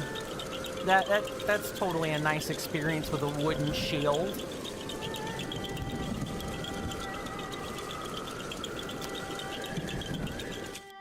Too bad it's raining, thundering. Good timing. Was just gonna say that I'm gonna need to skedaddle. It's getting to around 10 p.m. here. And you've got work tomorrow? Yep. Yes, sir. I drew the short straw on Saturday overtime this week. Yikes. Hopefully you don't draw short straws in the future, but them's the breaks for work. As you've already mentioned here on stream yourself. Your words, after all. I'll wait till you finish out. Thank you. You don't have to do that. If you need to go on and leave, do that. But I do appreciate you sticking out the last 7-ish minutes. While it's thundering and lightning like this in the game, I'll at least get the Twitch panels ready. Or my Twitch dock on OBS. Let's see. Who do we have?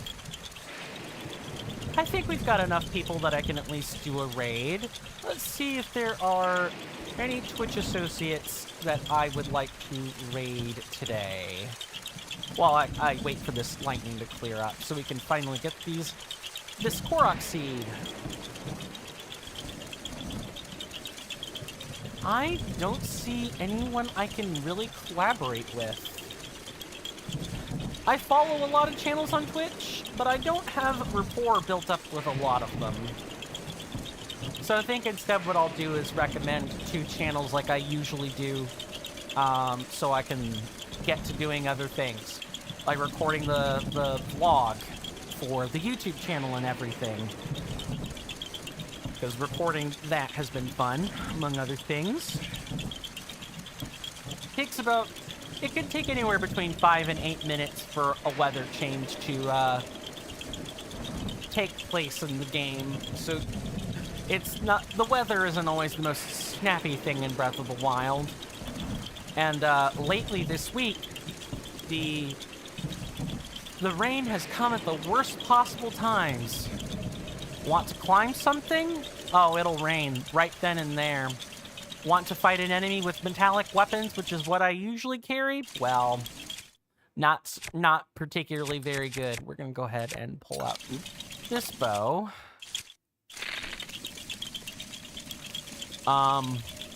Even with Rivali's Gale, the lightning can be quite a challenge.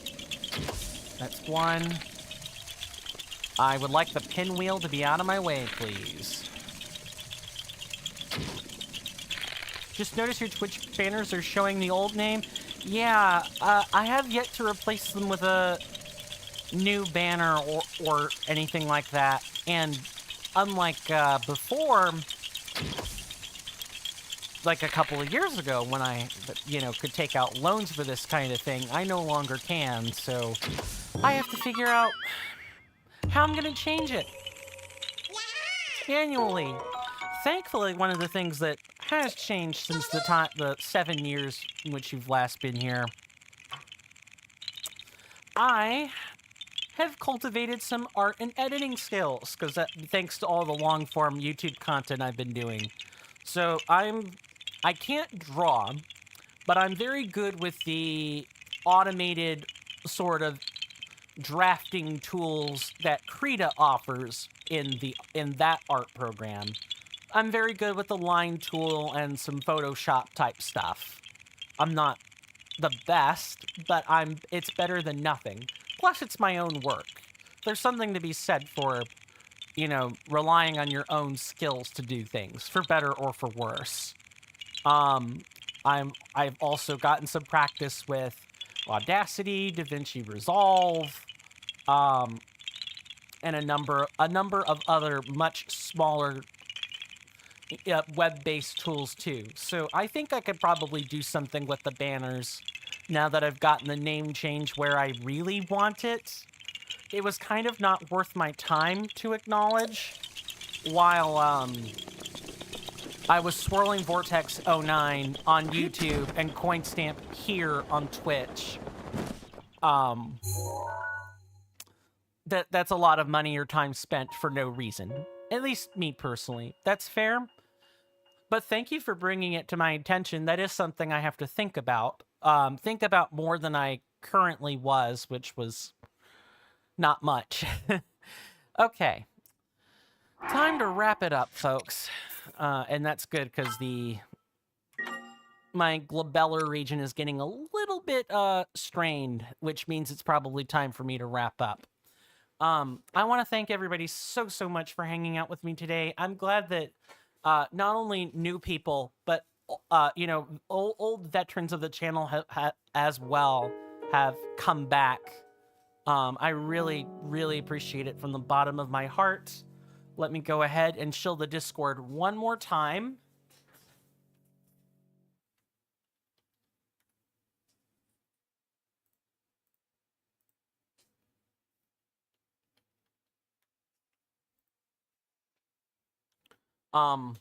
This Discord, of course, is a bit different than the one of 7 years ago. I cultivate this one.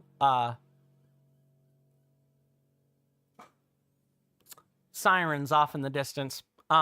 Which I don't think anybody heard, which is good. It was fun. I'm glad you could make it back. I'll have to try to attend one of your streams sometime. It's just usually when you're live, I'm either already live or I'm in the midst of doing something else. But I'm gonna do my darndest to make sure I attend one. Because it would be interesting to see what the DJing scene is like. I'm usually not part of that space. The Discord is a space that I'm looking to cultivate one heart and one mind at a time. Fully automated onboarding process, and extra roles are there to add some clarity. Yeah, that's fair. That's probably why I haven't seen you live all too much. Plus, you have what? It's like 5-6 hours time difference. Yeah, that totally makes sense. And that's when I'm consistent, by the way, and not, when I'm oversleeping or, I've pushed a stream back here or there, or I've canceled some. But rest assured, I will try to line up my schedule at least once to see the streams, and maybe more than that in the future. Outside of the Discord, you guys know the algorithmic stuff to do. I've already done the shilling in the beginning, so I'm definitely not going to repeat it in the end. Just, the only thing I will probably repeat is, if you hadn't considered doing so already, follow or subscribe, depending on whether you're on Twitch or YouTube, and make sure those bells are on so you don't miss, future streams. One other neat thing about the Discord is I have a Google streaming calendar set up in there. It's in the content resources channel. So if you've got an Android type device like I do, you can sync up the Google Calendar invite to your basic phone app, which is what I've done, or basic calendar app, excuse me. And then you really won't ever miss, because I update that religiously. Even more so than submitting the Premiere or whatnot to YouTube.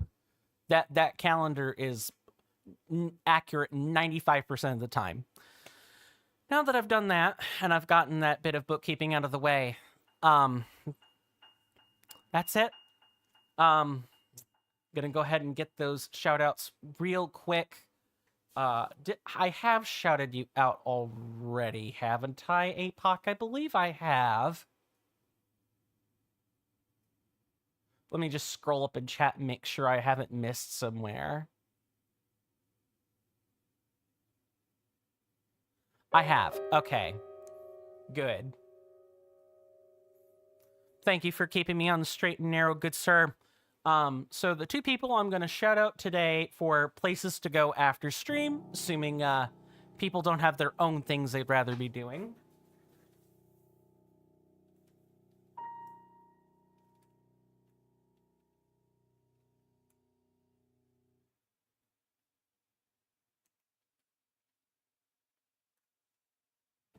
Please go check out these two lovely streamers. Their names are Squillakilla and Cheese Whiz. Cheese Whiz is actually back rather recently. He's doing a Just Chatting right now. People have not heard from him in a while. It is because he's been a very busy man in real life.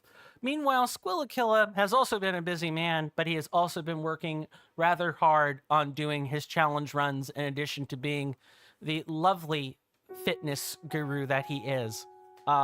Yes, Firebot has been awesome. I have a whole different, I have a rotating soundboard that I'm working on with, Firebot. Not just the channel point alerts, the usual Twitch stuff, but actually some separate commands with a separate currency and everything. It's been awesome. I've been having a blast editing, all that stuff through Audacity and getting it working and everything. I hope to cultivate that soundboard more as time passes. I've given the shout-outs. I've done the shilling.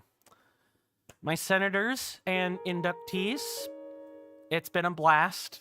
Thank you again. You guys know all the stuff to do. Thank you so very much.